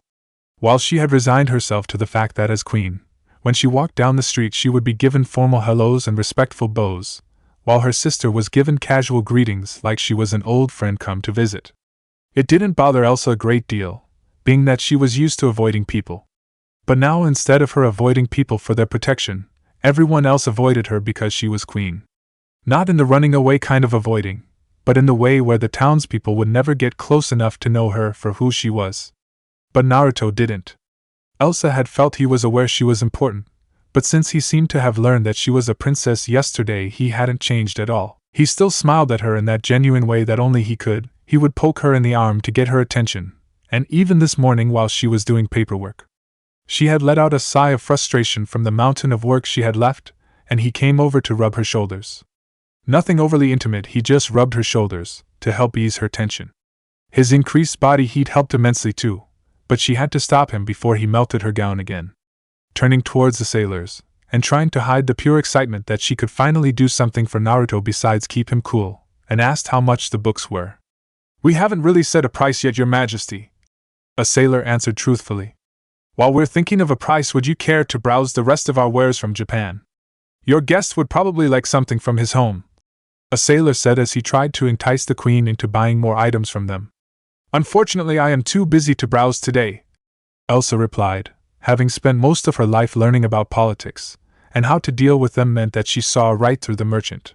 He wasn't a bad man, he just wanted to get the most money that he could. "But my shrewd head servant Kai here will gladly strike a fair deal with you, and possibly buy anything else he believes Naruto might need during his stay," Elsa finished as she gestured towards her loyal servant. "Of course, Queen Elsa, I'll be sure to work out a suitable prince, and I'll see what else I can find for the young man. Maybe some foreign eating utensils, he seems so uncomfortable with a fork and knife," Kai said as he smiled at the thought of haggling with the merchants. Kai always did have a vindictive streak, that's why last year she let him deal with Hans and the Duke of Wesselton. Giving a smile to the now nervous merchants, Elsa turned and began walking back into town knowing that Kai would get the books for a fair price. He also had a fair point about the fact that Naruto was always uncomfortable with a fork and knife, so maybe they used something else over in Japan. If that was where he was from. About halfway back to the castle, Elsa heard a shout from one of the townspeople that made her heart stop. There was a fire in the village. Chapter 5: Igniting the Village's Trust.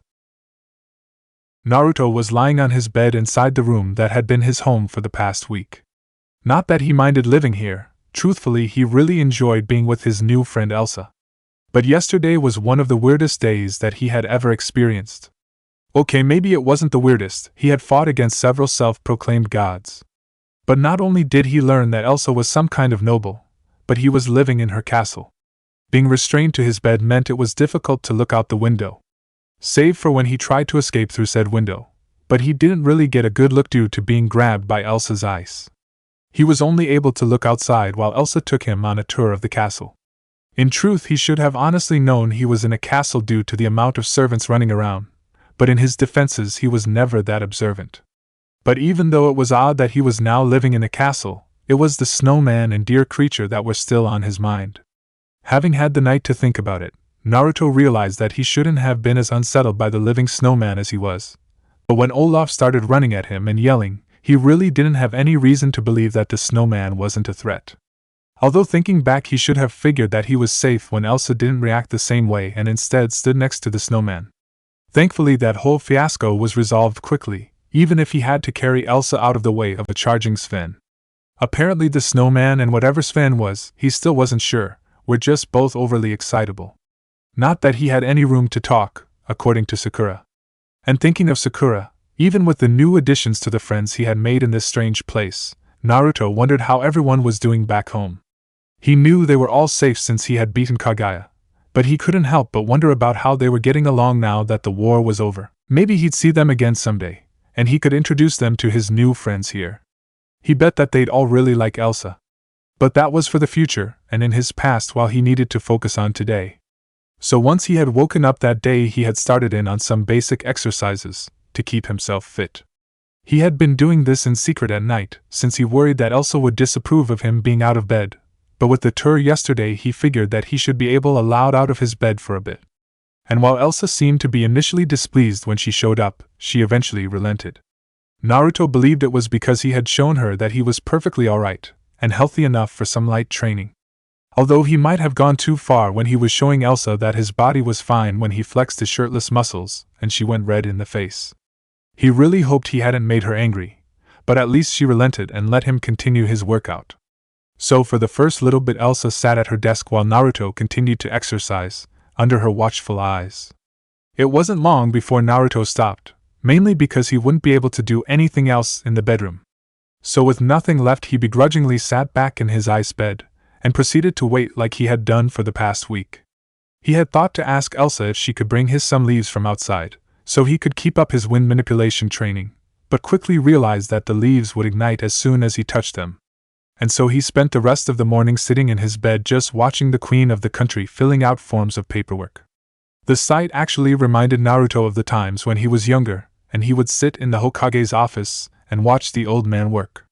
Even though he liked all of the old pleasant memories from when he was a kid, Naruto felt helpless as he watched Elsa work. He had always hated being stuck in a bed and not able to train, but now not only couldn't he train but he also couldn't find a way home.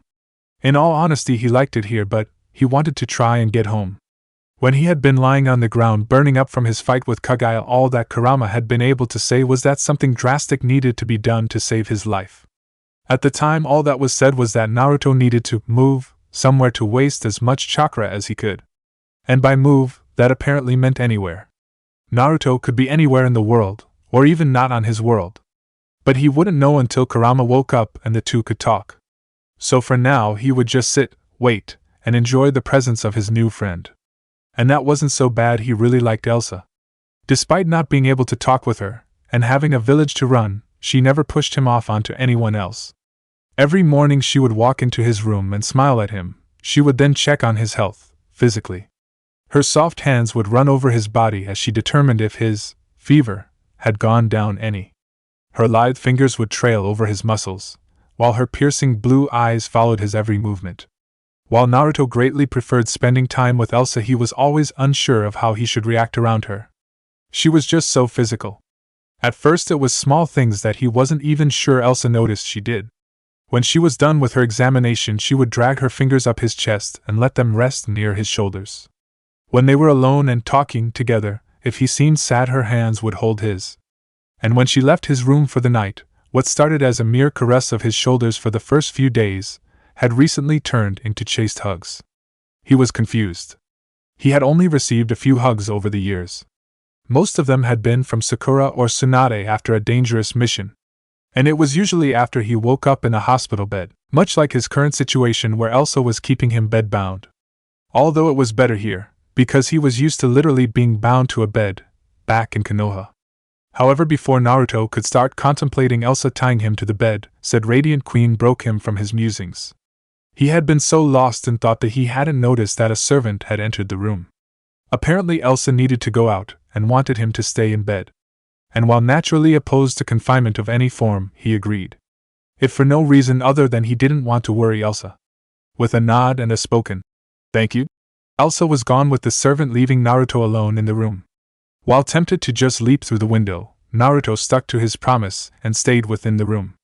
Though he did open the window and sit on the sill. Maybe it was the time he had spent sitting on top of the Hokage monument, but Naruto had always loved being up high where he could watch over the village.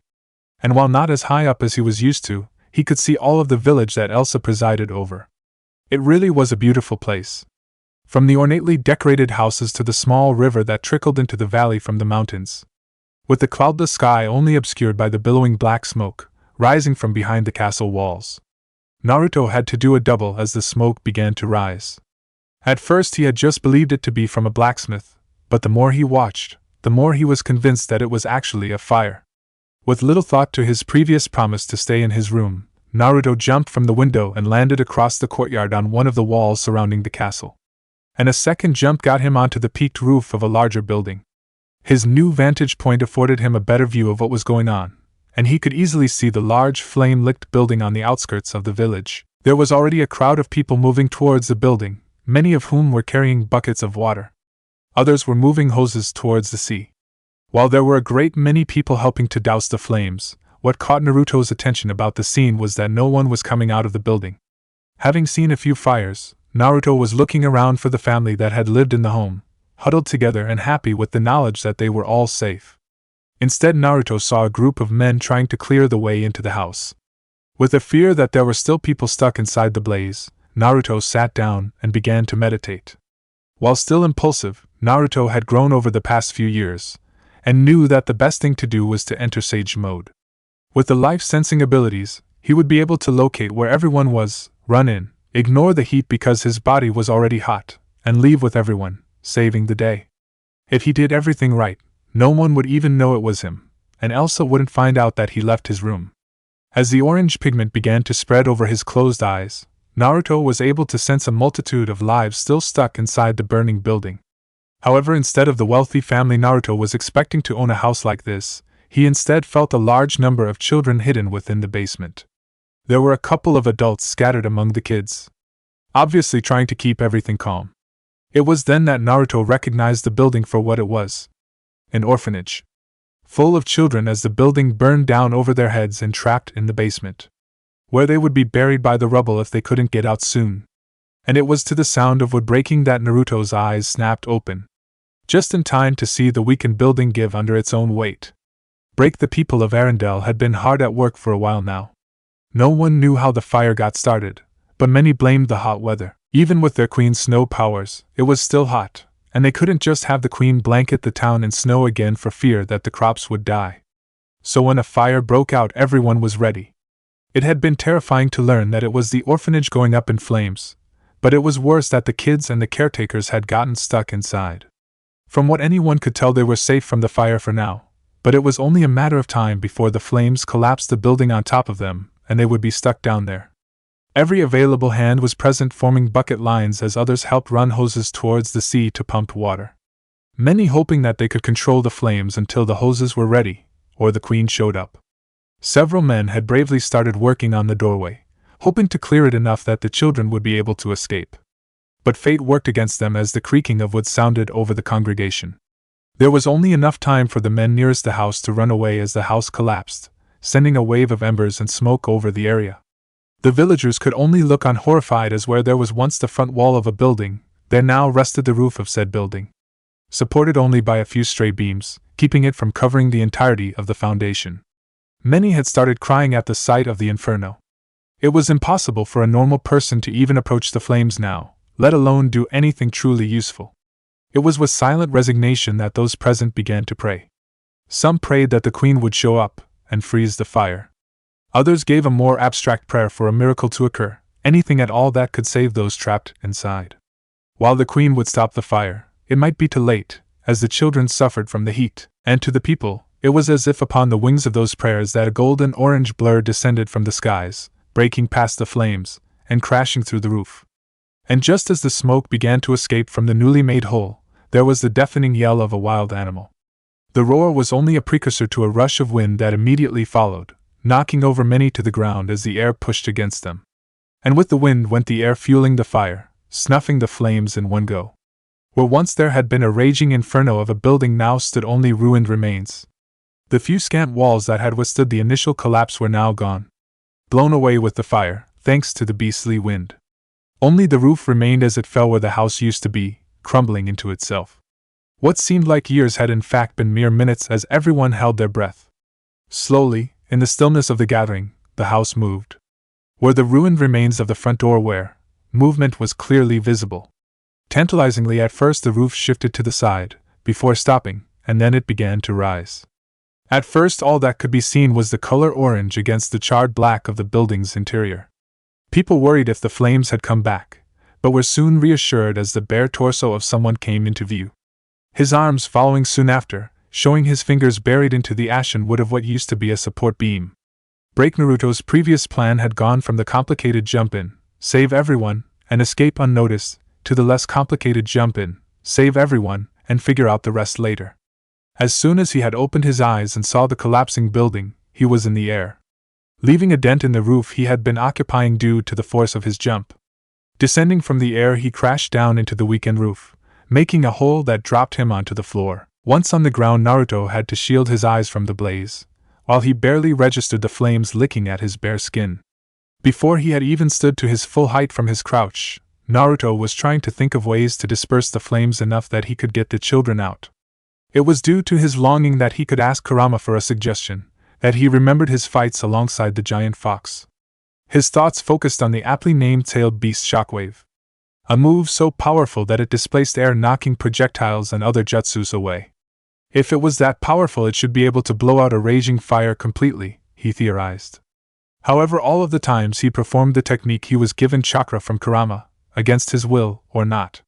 And at the moment all he had was using sage chakra, but both were a form of chakra, so it should be okay. So with little thought to the word impossible, Naruto arched his back, sucked in what little oxygen there was, and gave a bellowing roar as he released all the sage chakra he had. The iris of his eye turned red for all of a second before changing to blue as the orange pigment from around his eyes receded. The chakra exploding out of his body, forming a dome of power blowing out the flames like candles. Ash and loose pieces of debris lifted into the air, as what remained of a solid structure groaned under the pressure before giving out, causing what little was still standing to collapse entirely. Naruto just stood in the epicenter of the explosion, unharmed and uncaring that he had just destroyed a house to put out a fire. What mattered at the moment was making sure that everyone in the house was alright. And without sage chakra to locate anyone, Naruto just relied on his eyes. Now that he was able to open his eyes, Naruto found that the entirety of the house was pitch black, due in part to him getting rid of all the fire, and destroying all the windows along with the walls. So now there was just a floor and a roof sitting on top of said floor. But without the crackling of fire, Naruto found that he could hear, and specifically he could hear crying. Tucked away in a corner of the wreckage was a small door nearly falling off its own hinges, a set of downward stairs visible behind it. Moving closer to the door and moving several beams out of the way, he cleared a path from what used to be the entrance hall of the building to what he guessed was the basement stairs. Calling down to who he hoped were survivors, again forgetting the language barrier. He received a yell back, and shortly after the soot-covered face of an older woman poked out from the bottom of the stairs. Finding words to be as useless as ever for him, Naruto began to wave the woman up, hoping that the others down below would follow. Take the steps two at a time, and moving like a woman half her apparent age, she ascended the stairs at Naruto's beckoning, coming out into the destroyed remains of her home. She looked around for a while, before staring at Naruto, giving a quick thank you, which he understood. The woman turned back to the stairs and gave a yell. Soon the small heads of children began to appear, making their own ways up the stairs as other adults guided them. With everyone looking well, Naruto began to busy himself with trying to locate an exit. Where he was known for filling in his plans as he went, Naruto had thought that they could climb out of a window, before he took out all the walls. Now, having really no other options, he began to look around for a safe place to make another hole they could all crawl through. And finding no place that looked stable, he decided that he could just lift the roof enough that everyone could get out. It was only a half-burned roof. How heavy could it be to the greatest ninja ever? Break Elsa had been running towards the orphanage as soon as she had been told where the fire was, her dress flowing behind her as her heels clicking on the empty cobblestone streets. Whoever was able to help had already moved to the site of the fire, giving the queen ample room to run. She had just rounded a corner when a loud roar and a rush of wind pushed past her, billowing her gown. When the wind died down a few seconds later, Elsa took notice of the lack of smoke that filled the air only a few seconds ago. and where once there was an abundance of yelling, was now replaced by an unsettling quiet. Redoubling her speed for the last few steps, Elsa was greeted by the sight of what was once the orphanage, burned and destroyed, but no longer on fire. The townspeople standing around in silence, as no one dared move for fear of breaking whatever spell had put out the fire. The first bit of motion came when the roof of the building itself began to move. Slowly the roof began to rise into the air. A pair of familiar orange pants came into view. By the time the roof was high enough that the lower half of a torso and a pair of arms were visible, Elsa already knew who was lifting the roof. A few tense seconds to readjust his grip later, Naruto lifted the roof above his head, showing his cold blue eyes as his hair shined golden through the soot that covered him. And with the roof over his head and supported, from around his legs came the running forms of children. The caretakers following behind, bent low to avoid his arms. With everyone out and away from the wreckage, the blonde stepped forward as the roof fell out of his hands, crashing to the ground behind him, kicking up more ash and dust around the stranger's legs. As the particles settled again, there he stood. To the villagers he looked like a monolith of strength as he began to calmly walk towards the town people. To many he was a god amongst men and a savior of children, yet he looked no more extraordinary than any of them. He stopped about halfway to the gathered people, silently watching. While the townspeople checked on the children, Elsa began to walk around the gathering, drawing a few odd murmurs from the crowd. It was only as she passed her people and began to walk towards her fellow blonde did all present take notice of her, including Naruto. While he looked worried, most likely since he wasn't in his room where she told him to stay, Naruto stood tall. His form was covered in soot, and his skin took on a red tint, only letting the scar over his heart shine through like a badge signifying his will to survive. The special pants that were made for him seemed fine, so she wasn't going to worry about those. She spent several seconds looking him over, trying to give her softest smile to show that she wasn't angry. He left his room. Naruto just watched her, scratching the back of his head nervously. It was only when the small form of a young girl ran up to him and wrapped her arms around his leg that either of them were broken from their thoughts.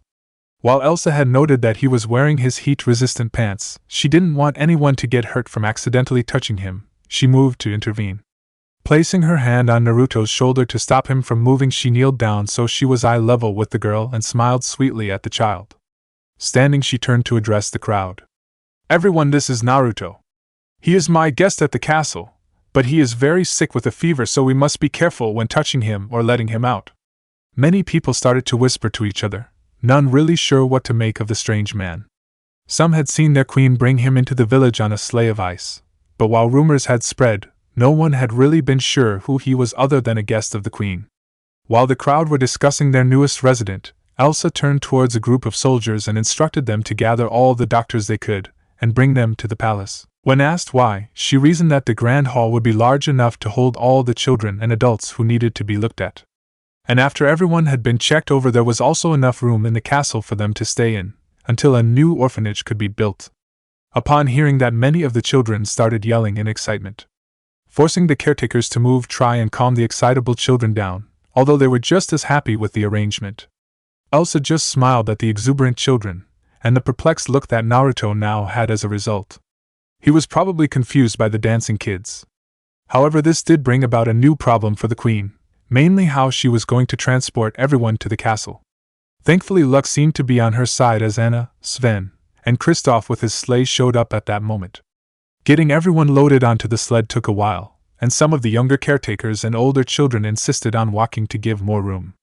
With everyone on and now moving towards the castle, Elsa could turn her attention to her fellow blonde, who had at least not run away.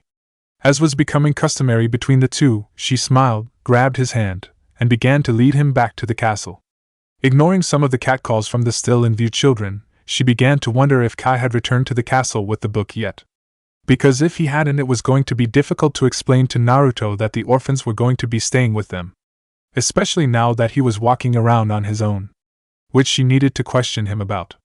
Giving a sigh at the long day ahead of her, Elsa gave one last look at the wrecked orphanage, and on a spur of the moment thought cast a wave of freezing wind towards the house, just to be sure, and unknowingly putting out the small embers that still remained from where Naruto had grasped the wooden frame. But what Elsa didn't know, and Naruto only felt as a tickle in the back of his mind, was that deep inside Naruto, a slitted crimson eye fluttered open before closing again. Chapter 6. Back in the hot seat. Did you see the Queen's guest? A woman asked her friend as the two walked down the main street, all around them people whispering the same topic. That being the strange blonde that had saved the orphanage. The sun was now setting as only a few hours have passed since the incident, but already the talk of the town was the new blonde and what his relation to the Queen was. Many wild rumors and theories already resounded throughout the streets, from the simple and mundane to the wild and exotic. With each new rumor came a different telling of how the mysterious Naruto saved the children. Everything from what could be considered as the actual story, all the way to the young man having the same icy powers as the Queen. And everybody had their own opinions on the matter. He looks like a wild beast, the friend of the first woman said quietly. Any friend of the Queen was not to be insulted lightly. I was told that he had whiskers like a cat. He's apparently a foreigner with a large scar over his heart, the first woman replied. Do you think he comes from the Southern Isles? I heard there's been unrest ever since last year after Han's failed coup here. The butcher's wife told me that scar is where the trolls pulled his heart out. Do you mean he's not human anymore? More like he doesn't fear death now, so he was able to walk into that fire with no fear at all. So the Queen is trying to heal his missing heart, and in return for her kindness he'll protect the town, right? That's what the baker said, so this means we have a genuine hero in town who'll protect us. The Queen would never let anyone dangerous into our kingdom, so he must be a nice young man. All in all, the town was happily chatting amongst itself, even if some of the theories being spoken about were of the far-fetched variety. Meanwhile, at the end of the main street inside the walls of the castle itself, things were only beginning to quiet down. What had once been the great hall had now been covered with all forms of sleeping bags, blankets, and cushions. Many children loitered around the hall and its connecting corridors. The caretakers from the orphanage, with the help of the castle staff, tried to keep order, but the prospect of a sleepover in the castle was too exciting a prospect for the young children. And this is where the Queen, her sister's boyfriend, and an overheating guest she was tending to are now trying to help keep some form of peace. Once all the children had been led around the castle, letting them marvel at the pictures and wonder of the palace, as they ran through the halls. Everything had calmed down enough for dinner to be served. It was a simple meal due to how many mouths there were to feed, but everyone enjoyed it. So after many tough hours the sun began to set and the Queen of Arendelle was finally able to sit down behind her desk, currently in Naruto's room, and relax, while vehemently trying to ignore the once again shirtless blonde doing squats. Maybe this is how he relaxes, the young Queen pondered, finding herself watching him exercise despite her wishes for him to take it easy. Every so often she would send a quick blast of freezing air in his direction, not only to help keep him cool but also as a reminder that he shouldn't overexert himself. Naruto would only continue to push himself, but every chilling wind sent his way caused him to at least turn and give a bright grin. If she didn't learn to communicate with him soon her hair would turn white as the virgin snow. With a tired sigh the Queen put away the papers she had been looking at and instead picked up the translation dictionary Kai had gotten and began to leaf through some of the pages. Near the front of the book were the messy scribbles of the sailors, who had jotted down many words they wished to have ready at all times. The common hellos and other pleasantries, that Elsa quickly committed to memory, were followed by a quick guide to numbers and other such stuff that the merchants had a use for. These words gave the young Queen a useful place to start at least trying to understand what her guest was talking about. They also gave her a better insight into what she had already learned. Specifically the odd suffixes he would add on to names. She had to hide a small blush as the merchants noted that chan seemed to be for young beautiful girls. Memories of all the times that word seemed to follow her name, even after he started calling her Hi, turned her face pink.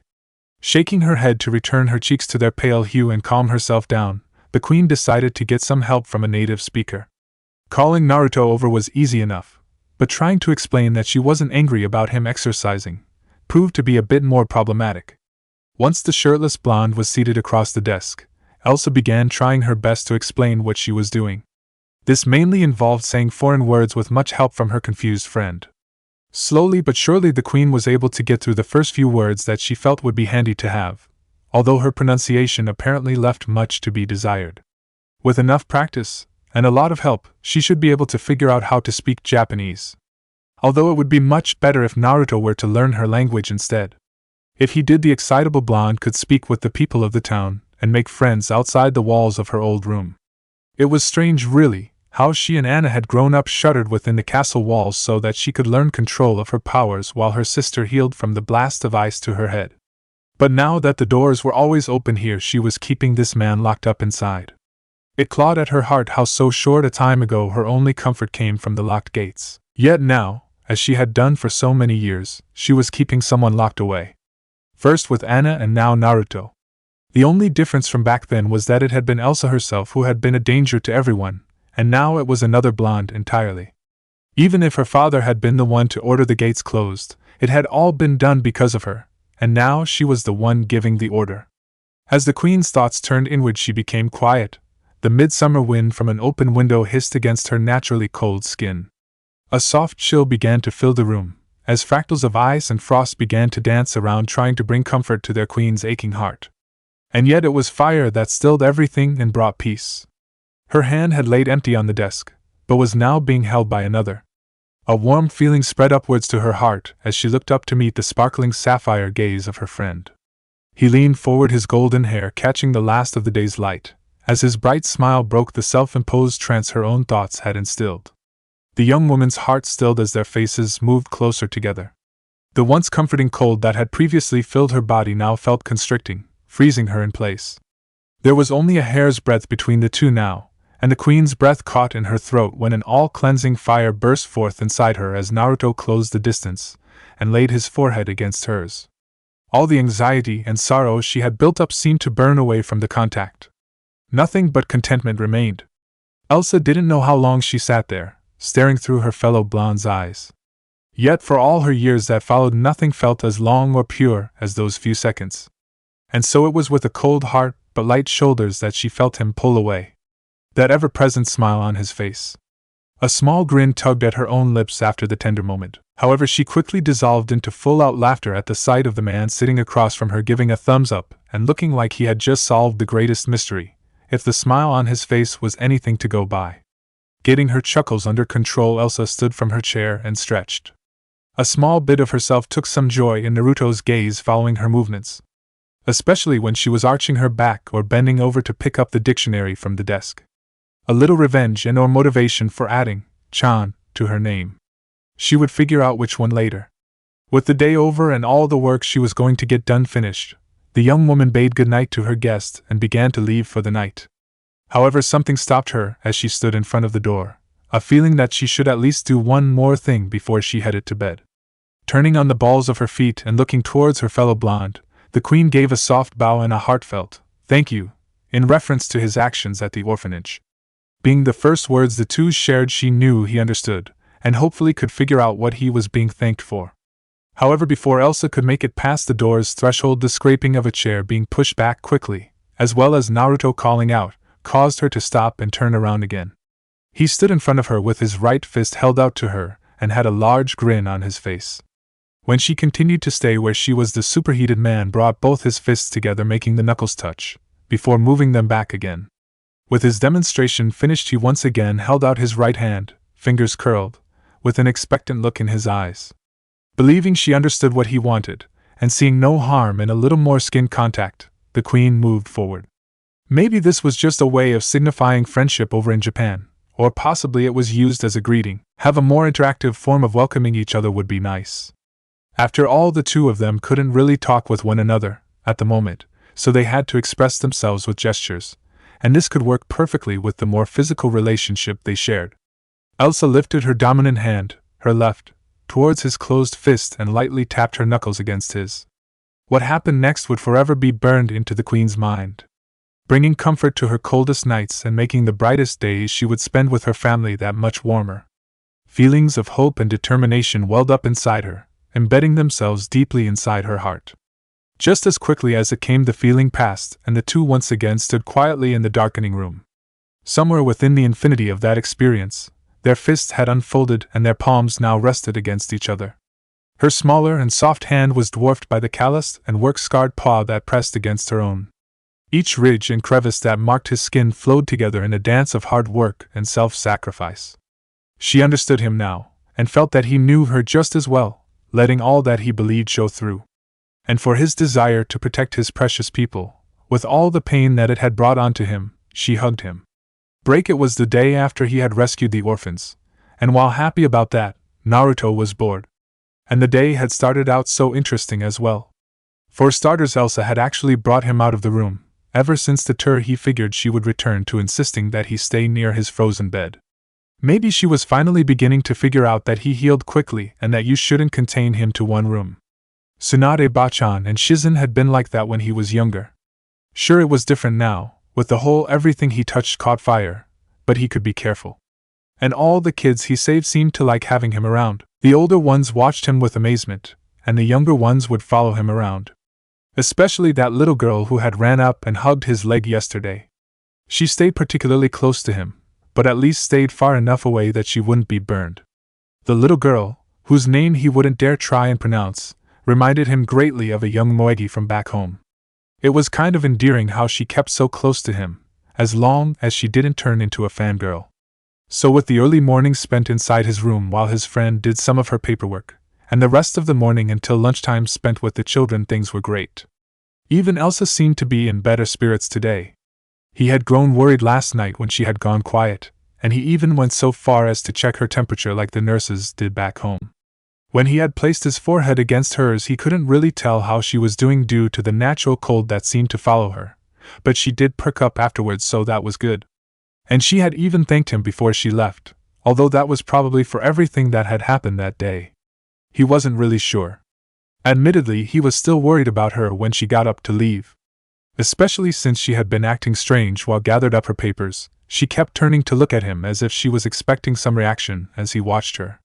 Although what that was he didn't really know. He was scared that she had been making sure that he wasn't staring at her too much, and he tried not to, but she was really beautiful. The sway of her hips had been more distracting to him than any of those girls Erosenin had wandered off with. But when she had thanked him and turned to leave, he could have sworn that he could see sadness in her eyes and didn't want her to go like that. So he had called out to her and extended his fist in friendship like Super Gramps Hagoromo had taught him. What followed after brought a dopey smile to his face and got rid of some of the boredom, but that was last night. And he had to face the unfortunate truth of the present. Naruto Uzumaki was back in school. Sitting near the back of a room, inside the castle, that had been converted into a set of classrooms for the displaced children, Naruto was doing his best to try and stay awake. It would have been easy enough for him to escape through a window, but every time he thought about doing so he would look towards the far corner where a certain redhead was keeping watch over him. He had been looking forward to playing some more with the kids after lunch, but as soon as he put down his bowl, Elsa had shown up with Anna, who he assumed was either a close friend or the queen's sister. The exuberant girl didn't act like a princess, but neither had some of the royals he'd met. Taking his hand in hers, his fellow blonde took him towards a rather distant room where some chairs and desks had been placed. Once he was sitting and some of the younger children had occupied the other seats, the older woman he had first met inside the destroyed orphanage came in with a stack of papers. It was at this point that he figured out that he was in trouble. What followed was terrible and awful, at least to him. He was forced to write out strange symbols in a repeating pattern. At least that wasn't too difficult, thanks to calligraphy lessons used for sealing, but once he had finished the teacher would point at one of the shapes and proceed to make a noise. Eventually Naruto figured out that they were teaching him their language, and that each symbol he had just drawn was related to a noise. Now that he knew what they wanted him to do, he actually tried to put in a bit of effort, even if it was still boring. At least Elsa would appreciate the effort, and would enjoy having someone to talk to, especially given how lonely she looked while working at her desk. Thankfully the lesson ended, not soon enough, and Naruto was led out of the room by Anna. The young students stayed in their seats and waved goodbye, with the blonde happily waving back, before moving on to their next lesson. Being brought back to his room where the ever-busy queen was working hard, his red-headed guide gave a hug and some words to his fellow blonde. He was starting to think they were probably sisters. Once the two girls had finished, and Anna had left with a smile, Elsa motioned for him to take a seat across from her while she finished signing a few papers. As he sat and waited for whatever was to come next, the dictionary on the desk gave him a clue. He watched as the queen finished her work. Naruto was admittedly a little embarrassed that he had just noticed that Elsa was left-handed when they had bumped fists last night. Although truthfully he only learned that Sasuke was left-handed when old man Hagoromo asked him and the bastard for their dominant hands. "Naruto-kun?" Elsa called out before the blonde could fall back into his memories. However, he was now distracted by her word choice. Seeming to have finished her work, the queen had picked up the dictionary and was now sitting with it open. She had obviously been reading it and had picked up some of the honorifics. He would have told her that she didn't need to use them, but he doubted she would understand. So if she was going to try and learn some of his language, why couldn't he? After all, he was the greatest ninja to ever live. In truth, though, he wished he could just use his shadow clones to learn everything faster, but they might burn any books they picked up to read. Also, from what Kurama had told him before they came to this world, his body was burning off chakra and would need time to readjust, so it was probably a good idea to not use any chakra-heavy techniques until Fuzz but told him otherwise. Speaking of, where was Kurama?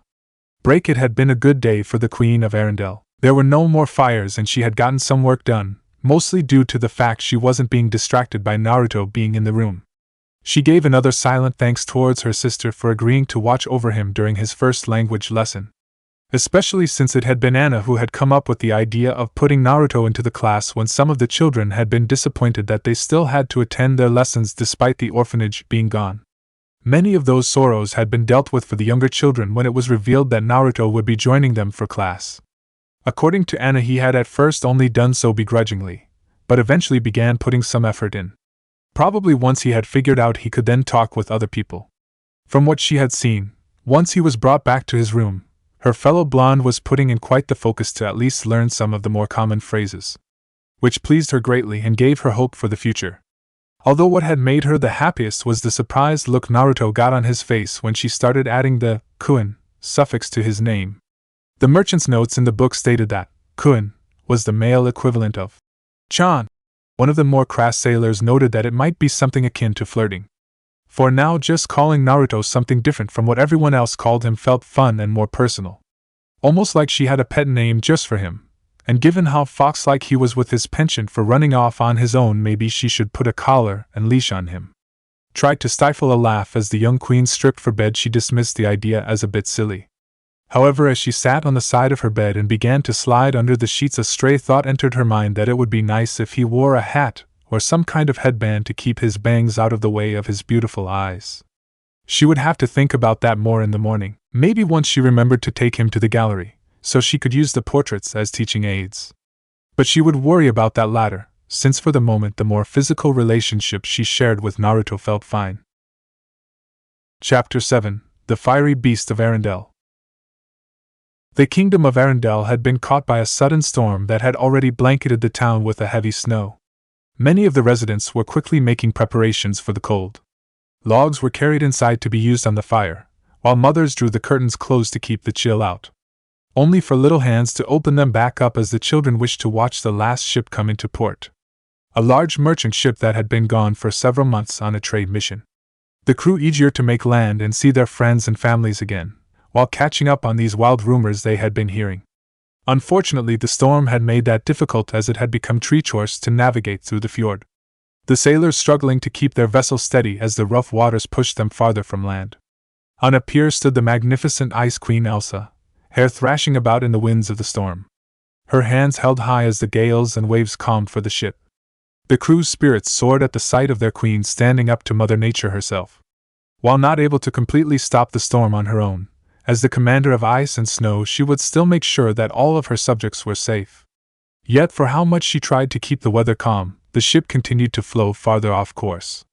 However, a sudden flash of color caught everyone's attention. Sailors pointed towards the docks, while children pushed their faces against windows of their homes trying to get a look. Standing on a jetty wearing a pair of orange pants and shirt with a long piece of rope wrapped around his body was a lone blonde man. The snow seemed to dissolve around him, leaving a dome of empty air around his form. Before anyone could comprehend what he was doing, he jumped into the sea with no fear for his life. The waves crested over him, and he was soon unseeable by all until he resurfaced a few seconds later. His strong arms carried him closer towards the vessel, each powerful stroke moving him against the raging water. Soon he was close enough to the ship and tossed the rope towards the deck, where several sailors grabbed and tied it down. With one end attached, the blonde gave a firm tug, causing the boat to lurch forward. Satisfied that the rope had been firmly tied down, the young man began to swim back towards the shore. Instead of climbing onto the ship like everyone had thought he would. Back on land, he began to pull on the taut line. Smoke rose from the rope as his hands left a burn mark on each bit he held. his feet firmly against the ground as each tug brought the vessel closer. It was a slow progress against the waves, but at least the ship was no longer moving farther away. After a few minutes, several dock hands arrived and began trying to lend any aid they could. Although their efforts merely eased the burden on the lone man, more than they actually helped. Eventually, the ship had been pulled closer to the land and the sailors on the ship began to throwing lines towards several waiting dock workers. With the ship secured and all the sailors eagerly disembarking, the people still made sure to look towards the lone blonde who had jumped into the water. All of the villagers made sure to give him plenty of space, as he stood there panting. Many of them aware and cautious of the heat surrounding the now soaked man. With the clicking of heels, everyone was alerted as someone approached. The Queen of Arendelle made her way towards the group of men as quickly as she could, without looking undignified. Once in range, she began sending gusts of ice towards the man, not caring that it had fallen below freezing in the late fall evening. As their ruler began to talk to the orange-wearing man, some of the sailors began to speak with the dock workers. The seamen, who had been away from home for too long, were curious if the man who had saved them was the rumor they had heard about while out at sea, the infamous fiery beast of Arendelle. A creature who, while human, is said to be so strong that he lifts houses, and has a roar that can knock grown men to the ground. He has a power that radiates from his body, and is so intense that it ignites the air around him. A man of fire that could only be controlled by the Empress of Ice and Snow herself. Or so the rumors say. Yet now, none of the sailors knew what to think. It was hard to tell if their queen had sent blasts of cold air at him as a scolding or for another reason. The man didn't seem that dangerous. He stood before the ruler of the land, hand scratching the back of his head, and repeatedly apologized for doing something so reckless. He seemed to be a vastly different man from the one that had jumped into the freezing ocean just a few minutes ago. Giving one final check to make sure that everyone had disembarked safely, Elsa began giving out orders for the ship to be unloaded, and then for everyone to get home where their loved ones were waiting. The workers began pairing off, while the queen began to turn back towards her castle. As she left, the mysterious man followed right behind. He stood far too close to her for many people's tastes, believing that the queen should at least be given more space to walk freely. Although she didn't seem to mind, in fact acting like she enjoyed it. Even going so far as to join the blonde as he started waving at the many children staring through the closed windows. All of whom waved back. "He's popular with the kids," one of the dock workers said, noticing a sailor watching. "They see him as a hero and never miss a chance to watch him do something. It's just a shame that the queen only just let him leave the castle recently, now that winter's coming." The sailors who heard the statement could only watch as the duo continued to walk farther away from the docks. No one was really sure what to make of the situation. Their queen was capable of controlling this man that had rumors surrounding him, and yet he seemed no more extraordinary than anyone else. Elsa couldn't keep the smile from her face as she walked down the roadways towards the castle. Standing beside her, and acting a little silly, was Naruto. He would wave at the children or do something odd to make them laugh from behind their windows. It had been a strange few months, but she wouldn't have changed them for anything. While she still spent as much time as she could with her sister Anna, the queen now found her time split between keeping the land orderly and dealing with two overly energetic people. While Elsa took great care to help Naruto understand that he should stay inside until he was well again, her sister would constantly demand that they should be outside enjoying the nice weather while they could. All reminders about the overheating boy's condition were ignored. This would usually result in the red-headed princess leading her sister towards some far-off field that she had discovered, where they would enjoy a picnic lunch. Her boyfriend Kristoff would tag along to carry the basket and all other items for such an event. And to make sure he wasn't left alone, Naruto was usually brought along. Elsa really worried about her fellow blonde, mainly with his lack of friends in this new place he had found himself in. She felt that if he could at least learn the language before the seasons turned cold, it would be fine if he ventured out of the castle on his own.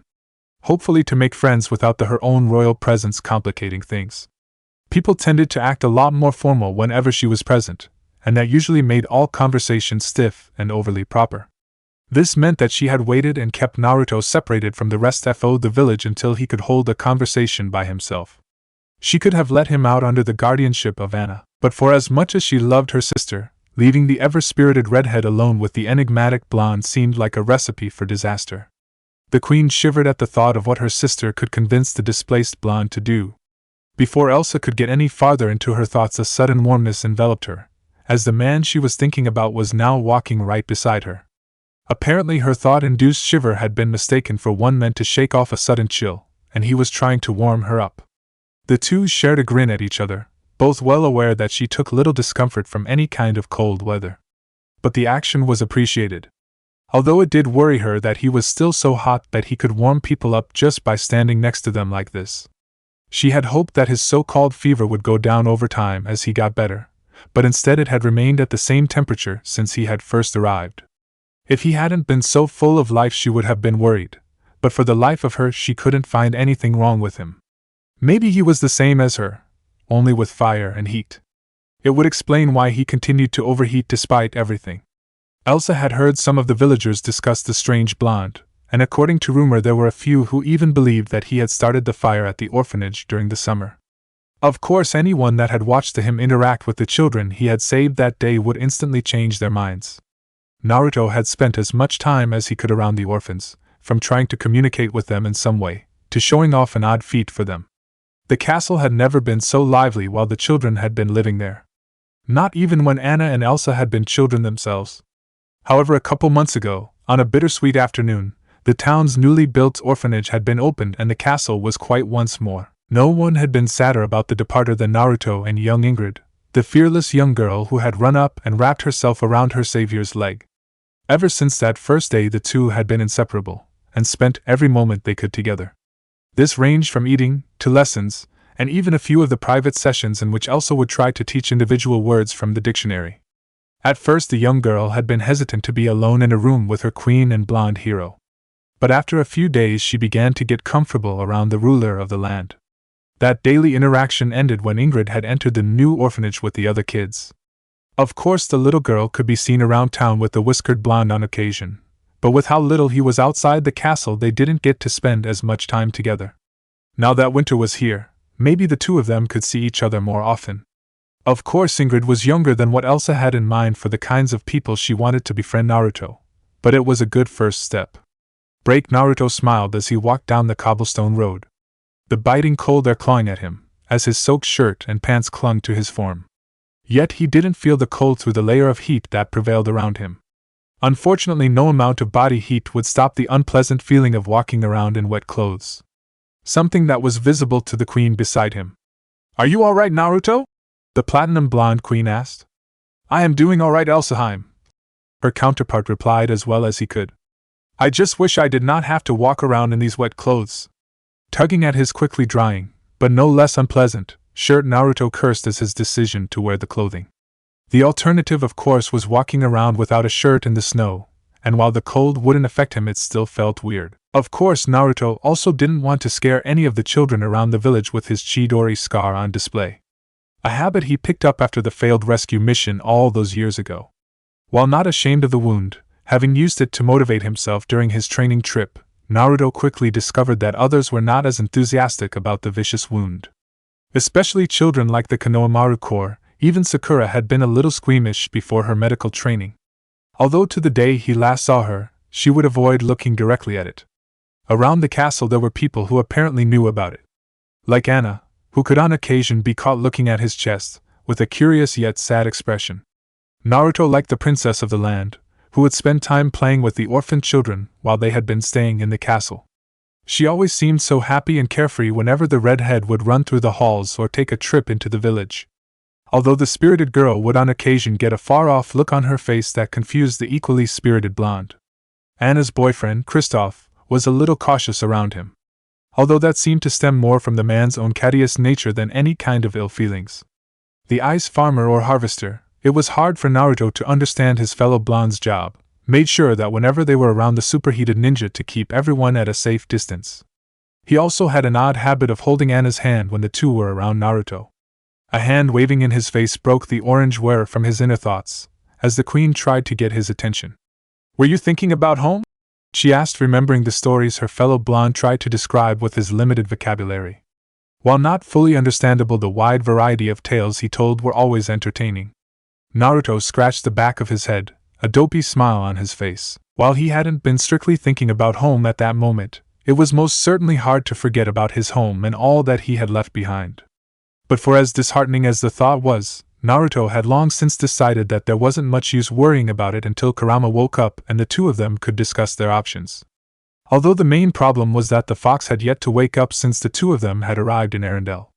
No matter what he tried, nothing roused the giant chakra entity from its slumber. Shaking his head, no, at his fellow blonde, and sending the last of the water droplets from his hair at her, Naruto tried his best to avoid the topic with his response. I was thinking I would be dry if I had walked on the water. A few drops of now frozen water fell from Elsa's flame-like hair as she turned quiet. Whether she was confused or just thinking was difficult to say. Naruto chuckled at the look on her face, before he began trying to explain what he meant. While difficult to get his point across, he told stories of having to walk over hot springs or risk falling into the scalding water. Grand battles that took place on the surface of the ocean with giant beasts. Every few minutes Elsa had to help him with a new or difficult word, taking tender care to listen to his story and understand what he was saying. Not only to enjoy the tale, but also to provide words based on nothing but context clues and gestures. A feather-light laugh escaped from the queen's lips at the image of her friend rolling around on the ground with his feet burned red from water. Soon the towering castle stood over them as the guards stood watch over the entrance, waiting for their queen and her guest to return. The laughter from the two blondes was infectious as the staff couldn't help but smile at the two. A calm feeling of happiness that had been pervasive from the past several months hung in the air, and helped to disperse the cold that accompanied the drifting snowflakes. Chapter 8: Memories of Winter. A yell resounded throughout the castle as an angry frost crawled over the interior walls. An annoyed queen marched through the halls as she looked for a particular blonde. The bed and room he normally occupied were empty save for a note saying he was going out. Given he could barely speak the language, Elsa had a feeling that a certain princess might have helped him write it. Up on a hill away from the castle were a group of children having a wonderful time. Chief among them being a princess and a displaced shinobi. The snowy slope was already covered with tracks as shouts of joy resounded through the air. Snow angels littered the top of the hill, one noticeably deep enough to show the ground underneath. Several sled trails headed towards the bottom where a camp had been set up, ready for the children wishing to take a break before making the trek back up the hill, only to then slid back down again. At the center was a certain blonde, being used as a makeshift heat source during the cold winter day. Ingrid constantly sitting by his side. Other children huddled around warming their hands and bodies, while a certain red-haired princess had a different use for him in mind. Mainly keeping warm the hot chocolate that she had brought. So there Naruto sat, a large container of warm choco nestled on his lap, while the princess of the country danced around him with children. Laughter filled the air as everyone present had a great time playing outside. Fortresses were constructed and demolished across a dozen snowball fights as the afternoon moved on. Olaf even joined in, being that he was made out of snowballs. The little guy felt perfectly justified in running around and jumping onto any poor soul he was near. Kristoff and Sven were in the mountains for the day harvesting ice, leaving the mountain man's girlfriend alone with the overheated blonde for the first time since he had arrived. Elsa was supposed to have some meeting today, so no one bothered to ask if she wanted to come along. Hopefully she wasn't too angry about not being invited, or that they had essentially snuck out. When twilight set in and flakes of snow began to fall, all the kids began returning home. Olaf following along as he got caught up in the movement of small bodies. It did take some convincing to get Ingrid to return to the orphanage, but a promise from the blonde to visit her tomorrow had her skipping off, leaving only Naruto, who was carefully packing a sled full of leftover supplies, and Anna who sat watching the stars appear. The princess smiled at the fantastic time she had over the day. Playing in the snow with Elsa as children had always been some of her favorite memories. Running out of the castle to take advantage of blizzards that would leave the hills perfect for sliding down. Afterwards they would take buckets full of snow into the castle kitchen where they would laugh and try to hit the posts and pans hanging from racks. It was memories like those that always brought a smile to the young woman, even if she was sure that most of them were lies. While the two princesses would spend the day in a winter wonderland, they would drag their sleds back to a castle that was being decorated for a summer dance. The details on where they had been playing to find such snow was always a foggy subject. As a child, Anna had either not paid attention to it, or just believed they had gone to the constantly snowy mountains for the day. Of course she now knew that would have been impossible, but it made sense back then. It honestly felt like over half of her memories from those days were in some kind of snowy paradise that she and her sister could enter and leave whenever they wanted. Of course, now she knew that it was just Elsa's magic making the snow, but even with that realization, why didn't she remember more? Of all the joyous memories she had, most of them would blend together with how similar they were. There weren't many moments she could think of that involved the warm kiss of a summer day. Almost everything the two girls did seemed to be during winter. She knew that both of them had bicycles when they were young, but couldn't remember either of them going riding that often. Yet despite that, after Elsa had been isolated, Anna found she could ride her bike perfectly. Spending her time pedaling around the courtyard and even the castle halls, gliding around with a well-practiced grace she couldn't remember learning. Plenty of ice skating and sledding, but very little riding their bikes through town. And that was what worried her the most. When Kristoff goes home for the day and Elsa turns in at night, Anna would find herself alone with just her memories. Memories she could no longer trust to be what actually happened between her and her sister. For those terrible sleepless hours she would wonder where the truth began and ended. Thankfully she didn't mind about the past all that much now that she and Elsa had reconnected. As a little girl locked outside her sister's door, the young princess had spent a lot of time with her thoughts, but now she had friends. Olaf and Sven were always fun to be around, while her boyfriend Kristoff was such a gentleman. There was even Naruto, who was being super annoying as he waved a cookie in her face while she was having deep philosophical thoughts. Standing in front of her was the blonde, smirking down at her while holding a baked sweet just in front of her. Yet whenever she reached for it, he would keep it just at her fingertips. Finally giving up, she began leaning up farther, only for the blonde to grab her wrist with his gloved hand and pulled her all the way into a sitting up.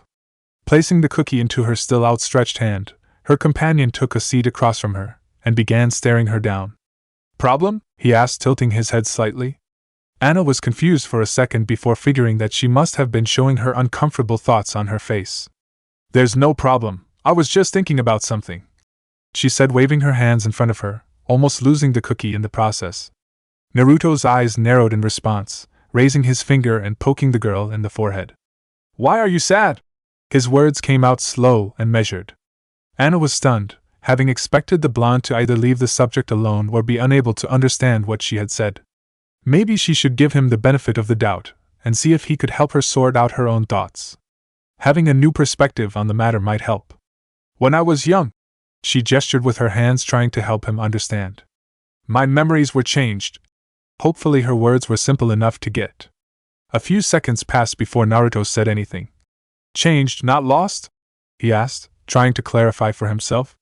"That's right," Anna confirmed. "My memories of one thing became something different." "Which one's changed?" Naruto prodded, seeming to have the basic idea. "When I was young I knew about Elsa's ice powers, but those were changed after something happened. No one will tell me what that something was though." Anna muttered the last part, not wanting to confuse the boy any further. Subconsciously she found herself twirling a strand of hair between her fingers. Naruto had a puzzled expression on his face as he pieced together what he had been told. "How do you know they were changed?" he asked, holding a thinking position. "I asked Elsa about it, and she said Dad did it years ago," she answered. "I don't really know why though." So much for keeping that part secret.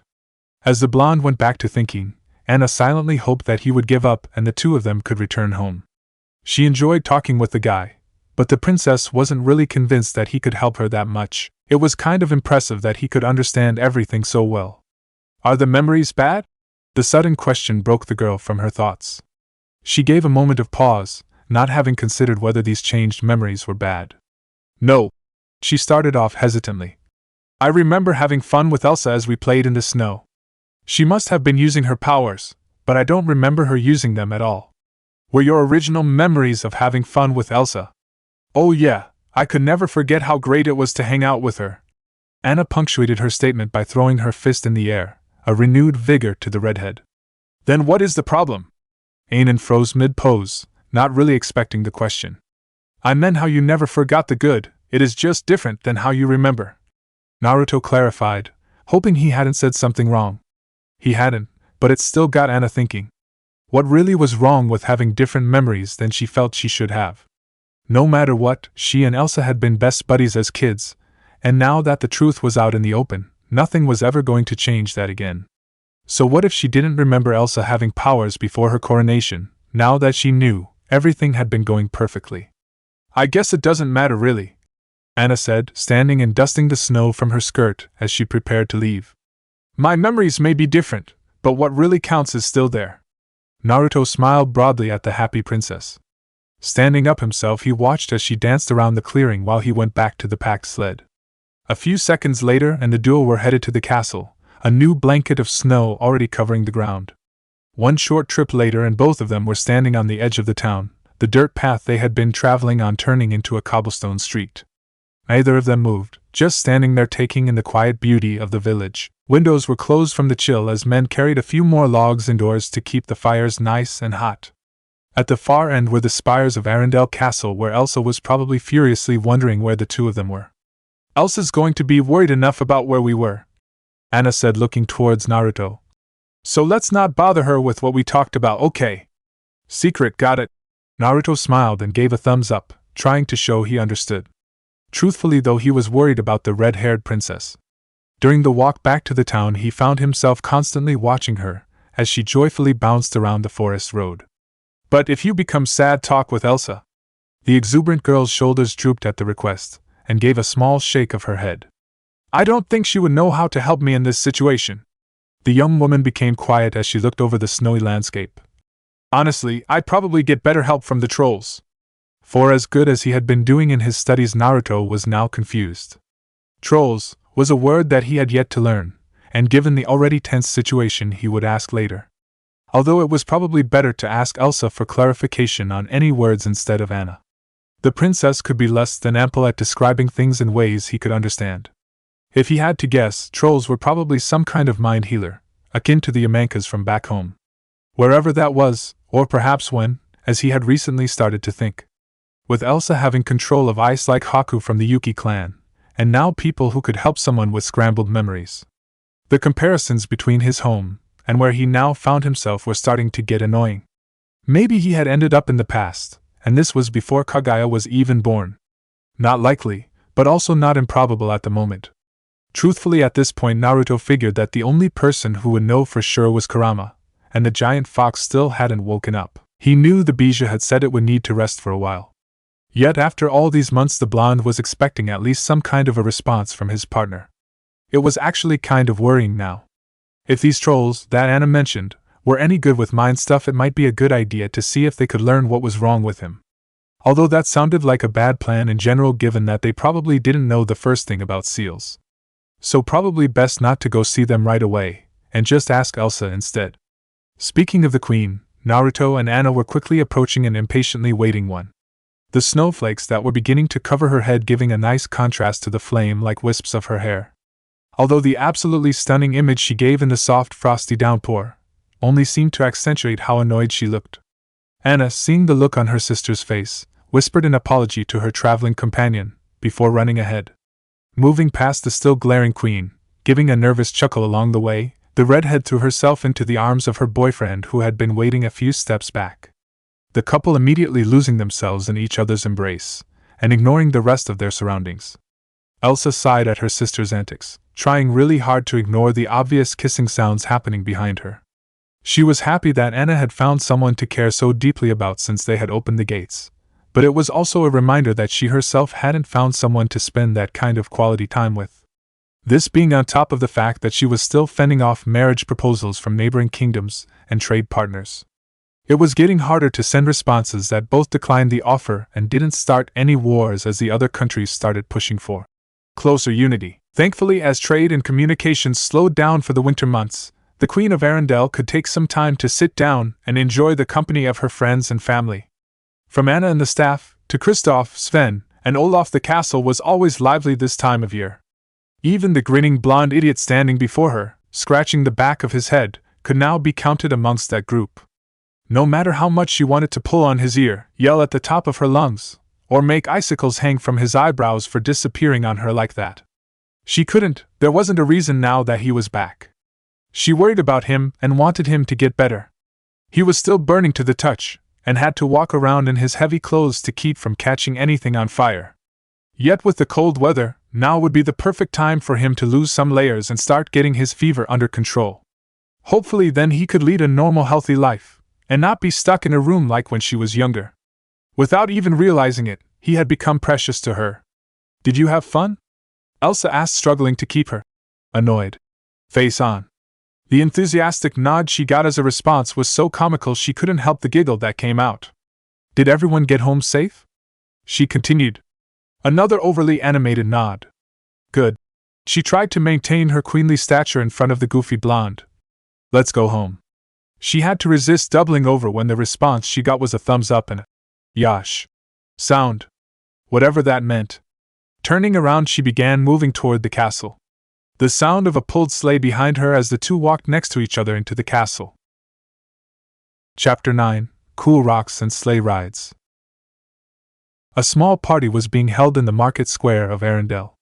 A few of the braver villagers had decided to brave the cold winter morning to see off their queen and the mysterious blonde who had been helping out their town for the past few months. With the colder months slowing down business, Elsa found herself with more time to spend with her family. And while it was impossible to take every day off and go play in the snow, she made sure to make an appearance outside the castle when she had time, greeting the hardy people of Arendelle as they went about their snow-covered business. It was during one of these outings, as she was being accompanied by Naruto, that her blonde companion began asking about the trolls that lived in the mountains. At first the queen had been curious how he had come to learn about the magical rock people, expecting some story about Kristoff describing his family. Instead, the superheated man insisted he had just heard about them from around the castle, and tried to deflect any further questions. Although he did seem to look towards Anna during his explanation.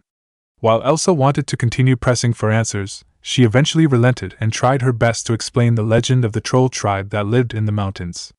With several of the villagers, and the orphan girl Ingrid around, it wouldn't do for people to start thinking that there were actual trolls living nearby, and that they had magical powers to solve almost any problem.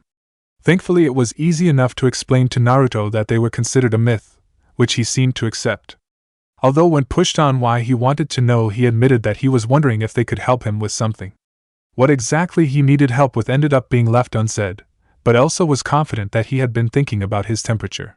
For the next few minutes, as Naruto played with the village children, Elsa thought about the conversation. While the trolls had originally found Naruto, they had entrusted his well-being to her. Yet with everything she did, nothing seemed to give him any kind of relief.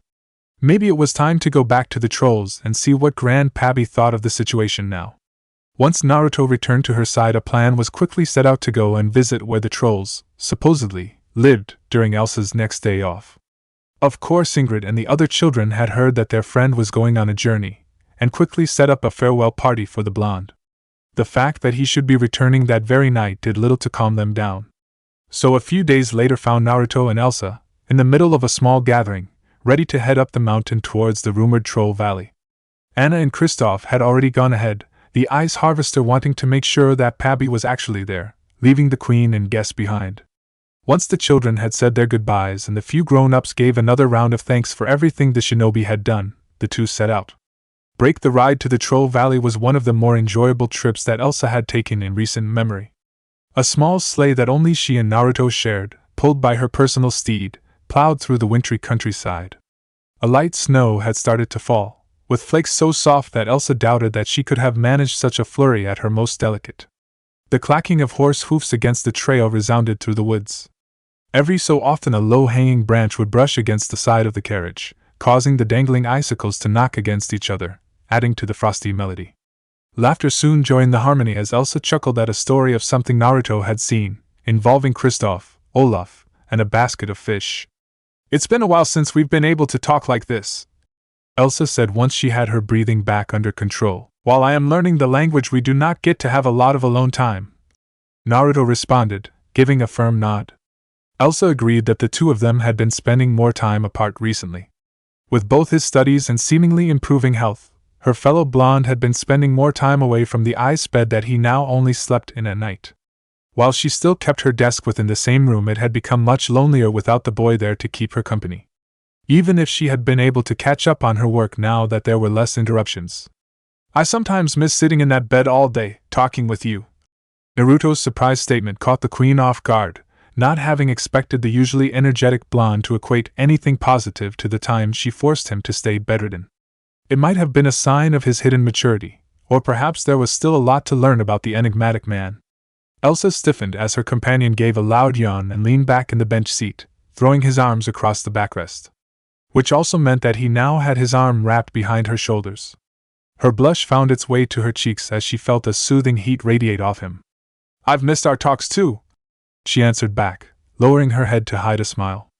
A gentle quiet fell over them as Elsa tried to think of a topic for them. Preferably something easy enough for Naruto to understand, yet would provide a challenge to test his vocabulary. And as luck would have it, a certain question had been nagging her for a few days now, and it was the perfect time to ask. "Naruto, what did you and Anna talking about the other day when you were on your way back to the castle?" The question came out stiffer than she had intended, but she was curious about what the two had shared with each other. Not in a nosy kind of way, but more closely to a worried sister who knew what trouble the mischievous pair might get up to. The sleigh was quiet for a second, before she could press farther. The queen frozen as a warm hand held onto the back of her neck, slowly massaging away the journey's chill and the stress from her daily routine. Slowly the ache left her. Hours spent leaning over a desk doing paperwork had left her constantly sore. The firm massages from her fellow blonde were becoming a more frequent activity between the two. "Try not to work too hard, or else you will turn out like old Lady Tsunade," Naruto said. Elsa would have been confused as to who he was talking about, but she was too busy enjoying the relief her body was getting. She was so relaxed that the reins controlling her steed almost fell from her grasp. Thankfully for the both of them, Naruto noticed and stopped his ministrations before the two of them were at the mercy of the horse's judgments. Coming out of her blissful state, the Ice Queen sat up just a little straighter as she ordered her horse to continue marching towards the Troll's Valley. A smile and blush stained her face as she watched her companion return to his reclined position on the seat. "Thank you for that, Naruto." She twisted her neck slightly, enjoying the feeling of how loose it felt. "But you're not getting away from my question that easily." Naruto's hand had already been on the move when Elsa voiced her question, and the displaced shinobi saw no reason to stop, although it had given him some time to think about his answer. "Anna was telling me about the trolls," he said simply, not wanting to go against Anna's request. "And that's all?" A delicately maintained eyebrow rose higher. Naruto smiled slyly, keeping quiet on the matter. The two had a staring contest, each holding their own in the short match. Eventually the ninja flicked his sight ahead of them towards the road, causing Elsa's to follow and worry that there might have been something blocking the path. Thankfully there wasn't, and the trail forward was clear all the way to the quickly approaching valley. By the time she returned her gaze to Orange wearing blonde, he was once again leaning back, this time with his eyes closed. The only thing that stopped her from putting her elbow into his side was the fact that as queen it would look bad if she did such an act. That didn't stop her from ordering her horse to take an upcoming curve more sharply than was necessary. Naruto cracked open one eye to send a glare her way before returning to his rest. A full minute of quiet passed. "Talk with Anna about what happened." The suddenness of his words caught her off guard. "She worries sometimes." Before any more could be said, the shinobi stood in the small sleigh and jumped onto the road, choosing to run the last little distance to where Sven was parked at the entrance to the troll's domain. Elsa was left alone as she continued on, getting closer to the reindeer, his handler, and Anna, both of whom were smiling and waving at her and Naruto's arrival. The blonde queen wondered what her sister had to worry about if she could smile that brightly. But it couldn't hurt to talk with Anna just in case. Elsa paced back and forth inside the small clearing, a habit she had picked up from her youth, when she had been locked in her room. Pabi the elder troll stood in the middle as Anna, Kristoff, a noticeably nervous Naruto, and a horde of trolls stood in a circle around them. After they had explained to Naruto that trolls were in fact real, and gotten him to promise not to punt any of them, the mountain dwellers spent several minutes examining the strange blonde. Bulda, Kristoff's adopted mother, took an immediate liking to the ninja, offering to cook him something the next time he visited. Naruto had a feeling anything he ate from her would resemble something that Mao would serve back on Mount Myaboku. Unfortunately, that was where the pleasantries ended, as Pabi showed up with less than good news. While Naruto had made amazing progress in healing, the fact he could walk astounded the old troll. There wasn't much else that could be done for him. This is what led to Elsa's pacing. "Are you sure there's nothing that you can do for him now?" Elsa asked, stopping in front of the elder. "I'm sorry, Your Highness. As I said when you took him from us, there is a magic of his own that burns him, and none of our magic could help him." The forlorn look on the Troll King's face spoke volumes of his displeasure at being helpless. "Couldn't you pull out the magic?" Kristoff contemplated, giving a sidelong glance towards his girlfriend. Anna wasn't really sure what was happening, but she did catch the look the ice harvester gave her at his mention of removing magic. While not sure what he was getting at, she did notice several other trolls looking towards her in the same way. Giving a shake of her head to clear it, she decided to not worry about the weird looks for now, and instead focus on the conversation. After all, how would one go about pulling magic out of someone else? Her parents would have probably had it done to Elsa when she was younger if it was possible. Maybe the trolls sucked out the magic through a kiss. His magic is different from ours, and far more vast, Pabi answered as he moved closer towards Naruto. I'm afraid that we would not be able to remove enough magic from him if we tried. The gathering went quiet again. The humming of different people trying to think of a solution was only broken up by the soft clicking of Elsa's heels as she resumed her pacing. It was obvious that something unexpected needed to be thought of, or at least knucklehead. When you say magic inside me, you are talking about a type of power, right? Naruto asked, locking eyes with Pabi. The elder troll nodded in response. If I were to use up the magic myself, would that let me heal faster? Naruto, having decided that magic must be this world's word for chakra, felt that his suggestion made a lot of sense. No one there, except for the shinobi, had even been aware that Naruto could access whatever energy he held inside him, let alone use it. Elsa had a feeling it was how he snuck around the castle, but had never gotten confirmation. Pabi stroked his chin, finding a lot of merit in the idea. That would most likely work if you could expel the excess energy in a safe way. Over time you could, most likely, lower your temperature, he said. Is there any reason you think it might not work? Naruto blinked at the elder's words, only having understood about half of them. Yet it sounded like an endorsement for his plan, and he understood the question at the end. Before I woke up here I was in a large fight, he started off. A loud yelp from Elsa went unheard as everyone listened to the blonde's tale. The queen did as well, but also found herself thinking about her new friend having been in a battle of some kind, and the scar on his chest. During the fight I used a lot of magic, and it started to burn. Naruto continued trying, to the best of his abilities, to explain the situation that brought him to Arendelle.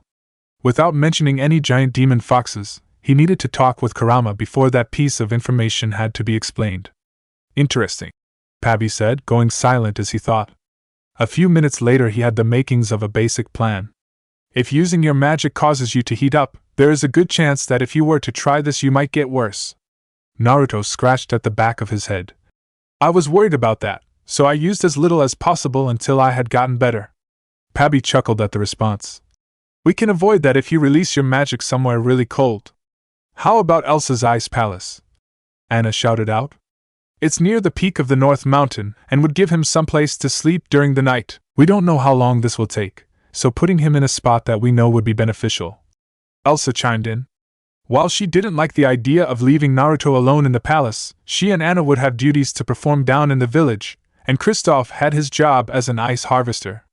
Meaning anywhere they took Naruto he would have to be left alone. This was probably the best compromise if it meant getting her fellow blonde healed. There's still plenty of time to head up there this afternoon before coming back down, Kristoff added. I even have some supplies we can leave up there with him until tomorrow. Several of the trolls began to give suggestions, some mentioned better routes to take, while others went off and gathered even more provisions to take to the ice palace. Naruto, on the other hand, had been unable to follow the conversation since Anna had cut in. But whatever was being planned seemed to be thoroughly taken care of.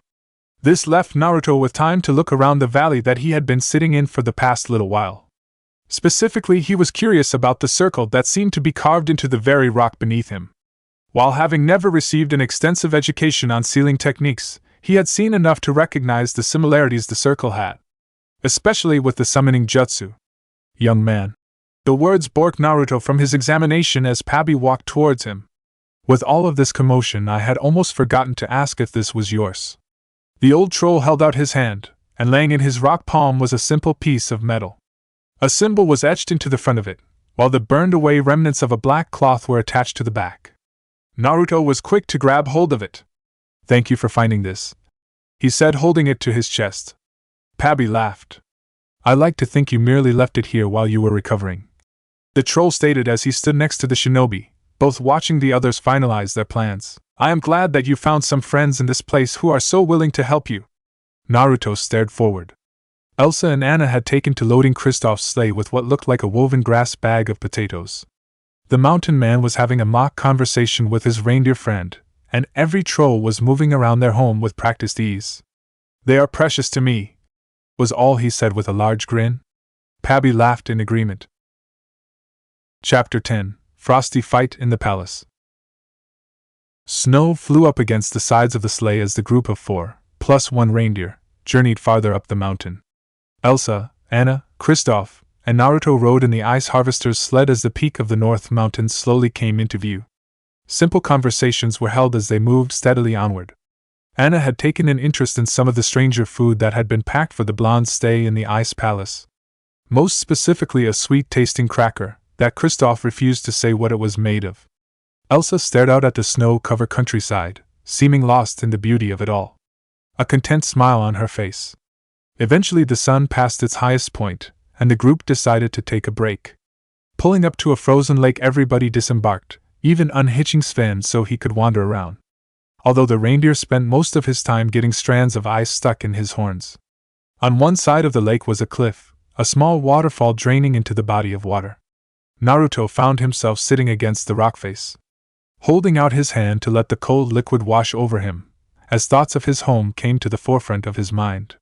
Holding his palm against the water, Naruto pushed his chakra against the cold trickle. A second later and the waterfall split, cut off in mid-air. Memories of the days he spent practicing his wind chakra brought a smile to his face. "Naruto!"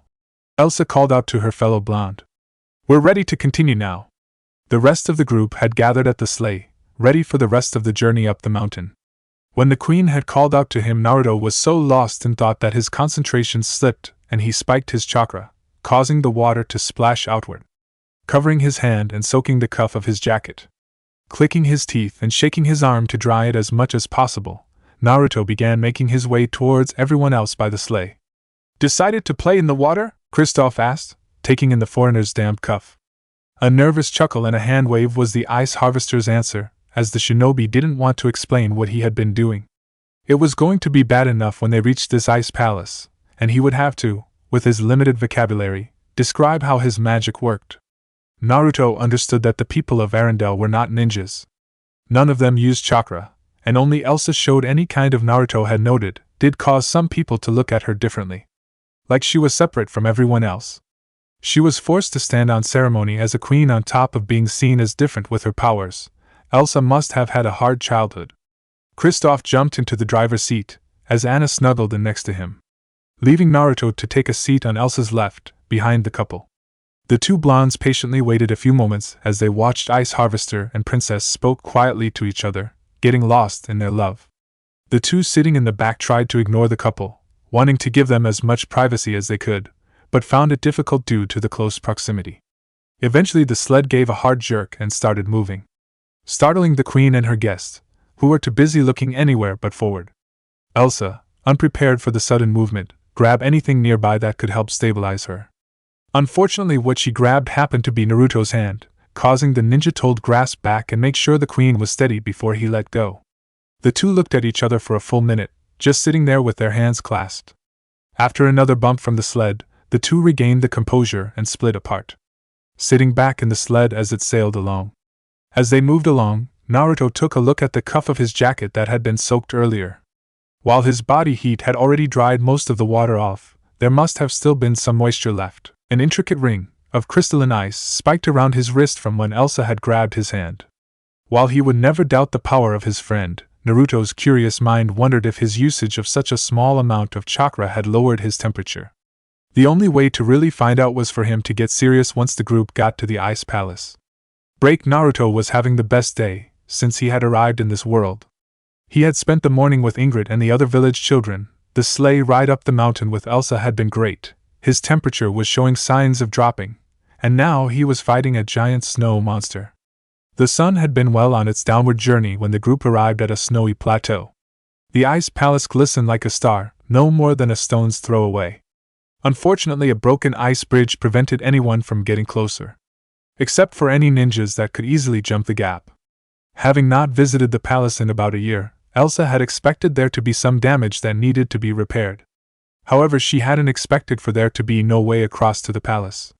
So she decided to take the opportunity to improve the overall design of the bridge. Since there would be someone living in her castle of isolation, it would be a good idea to strengthen everything.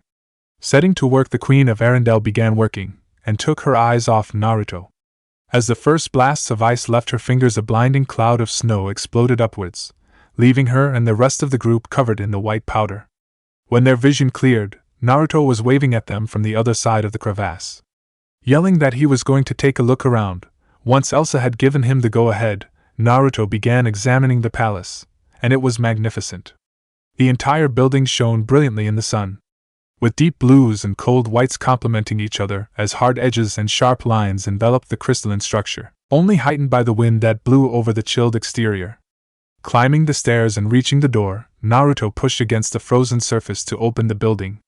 The first room was massive, as grand pillars and a winding staircase reached to the ceiling where a gorgeous ice chandelier was hanging precariously.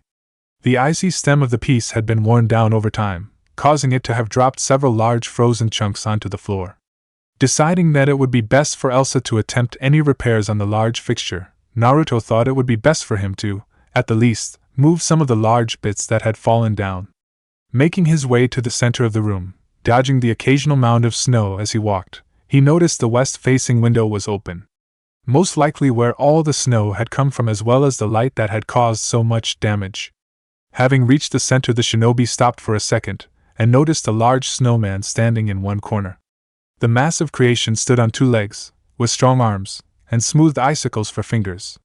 Evidently something Elsa had created, given the intricate details of the statue. Wanting to get a closer look, he quickly started gathering up the fallen pieces of the chandelier. Once he had the first set of crystals in hand, a sudden set of thuds caught the blonde by surprise before a mass of white blocked his vision, and he was sent flying into one of the far walls. When he regained his senses, he found that the snowman, who had been standing still as a statue, had come to life and knocked him back. The orange wearer's imprint clearly visible on the giant's arm. "Thief! Get out!" The apparently talkative, snow giant yelled as it once again began charging forward.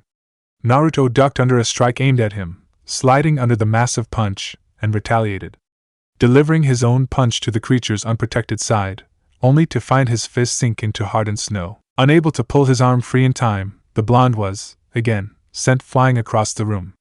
Regaining his footing quickly, Naruto curiously watched as the snowman checked on its new wound, but left it alone in favor of continuing the fight. Jumping backwards to distance himself from the brute, the blonde was hoping to get a few seconds to think of a plan, since his attacks didn't seem to be working. Unfortunately for him, the monster let out a fierce call as jagged shards of ice erupted from its body, coating itself in sharp spikes, and changing its rounded frozen fingers into menacing claws. Now, very happy that he had backed up while he could, Naruto began trying to think of a plan for when the giant attacked again. While under Elsa's care, the blonde shinobi did not have the time to restock any of his weapons. Having used most of his supplies during the fight with Kaguya, and having woken up in the castle without the rest, Naruto didn't have many options for fending off the creature. In fact, the only thing he had that could be counted as a weapon was the plate from Iruka's old headband, and he really didn't want to use that against the now spiky snowman. This, of course, only left him with his favorite tools: his fist, his jutsus, and his ability to make up a plan as he went, just the way he liked it, and with his need to use up some of his chakra. A fight seemed like the perfect way to do just that. It was only a second more before Naruto and the snowman were running at each other, both intent on ending the fight as quickly as possible. Near the center of the room, the two reached each other. The snow golem raised its arm, intent on smashing the blonde into the frozen floors. However, the ninja had already planned out how he was going to take down his opponent. Confuse and swarm it. The monster halted its attack as Naruto erupted into a cloud of smoke that quickly spread through the entrance hall. Before the covering veil could dissipate, several copies of the blonde came rushing out, each with a fist poised to strike. The first wave of clones rushed past the snowman, drawing its attention with quick jabs, each punch leaving a dent in its snowy body as they ran past. Once the first set of duplicates were behind it, the second group came out of the smoke to continue distracting the golem, while the original group kept around its back. With the second wave of the assault started, the first group made their move. Clones started jumping onto the creature's back, using the spike of ice to hold on as the beat into its large body. However, the monster proved more flexible than Naruto had anticipated, easily rotating its arm to grab a clone off its back before slamming the copy into the ground. Yet for every duplicate that was crushed, swatted, or skewered another moved in to continue the attack. Soon the golem became annoyed with being swarmed by the same man, and began to switch up its tactics. With that swing of its arm to get the clones to back away, the giant let out a bellowing roar that ripped through the room and past the walls of the palace. As the sound faded, the piles of snow that littered the ground began to move around. It was slow at first, barely even noticeable, to the point that Naruto ignored them completely, instead choosing to focusing on his fight with the Frosty Colossus. A decision he would soon regret. The first sign of trouble came when some of the clones that had stayed near the back began popping as mounds of white crashed down on top of them. Soon the horde of blondes were on the receiving end of their opponent's own swarming technique, as the moving hills of snow continued attacking, leaving room for the giant snowman to resume its own assault. The clones were being put on the defensive as they struggled to ward off the shifting snow piles, which broke apart and rejoined at will. It was only when one of the clones got a lucky punch in that the group realized what they were fighting. Clinging to the copy's arm were snowmen, little tiny snowmen, who gazed up at him with large black eyes, each one smiling joyfully as if they had been playing the most wonderful game. The revelation that the clones were being pushed around by smaller versions of the giant snowman spurred the blondes into fighting harder, none of them wanting to admit that they were being matched in their typical swarm tactic. With new resolve, the ninja doppelgangers brought their hands together and began channeling chakra, intent on putting an end to this fight. However, before they could begin creating their classic spherical attack, the fight was interrupted. "Hi! Marshmallow!" a loud voice yelled out, drawing everyone's attention to the top of the stairs where Olaf the snowman now stood waving. "I heard your call and came as fast as I could." The animated lover of warm hugs gave a few meager jumps as he attempted to mount the handrail, possibly to try and ride it down, but soon gave up and slid down the stairs on his back. At the bottom of the steps he was greeted by the numerous tiny snowmen who had been harassing the shinobi and his copies moments before. The miniature creatures seemingly having lost interest in the fight once a new distraction had shown up. Almost like they were children.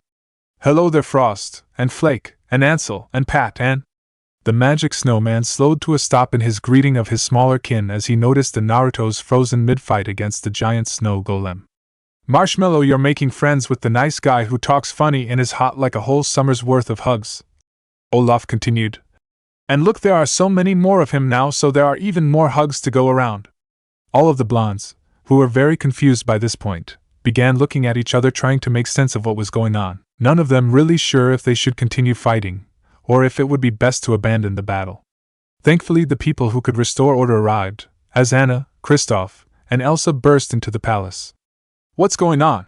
the red-haired princess questioned as she barged through the heavy ice doors, looking concerned. "We heard a roar," Kristoff continued as he chased after his girlfriend. Elsa, despite being last inside, was ready for anything as tiny flakes of ice circled her hands. She had feared that she might find her guest mid-combat with her most powerful creation. What she did not expecting to see were multiple copies of her friend scattered throughout the room. "Naruto, why are there so many of you?" Elsa asked, feeling very unsure about what she had seen. The blonde was quiet for a few seconds, trying to think of the words that might explain chakra to the three. Thankfully, earlier that day Pabi had taught him the word for chakra.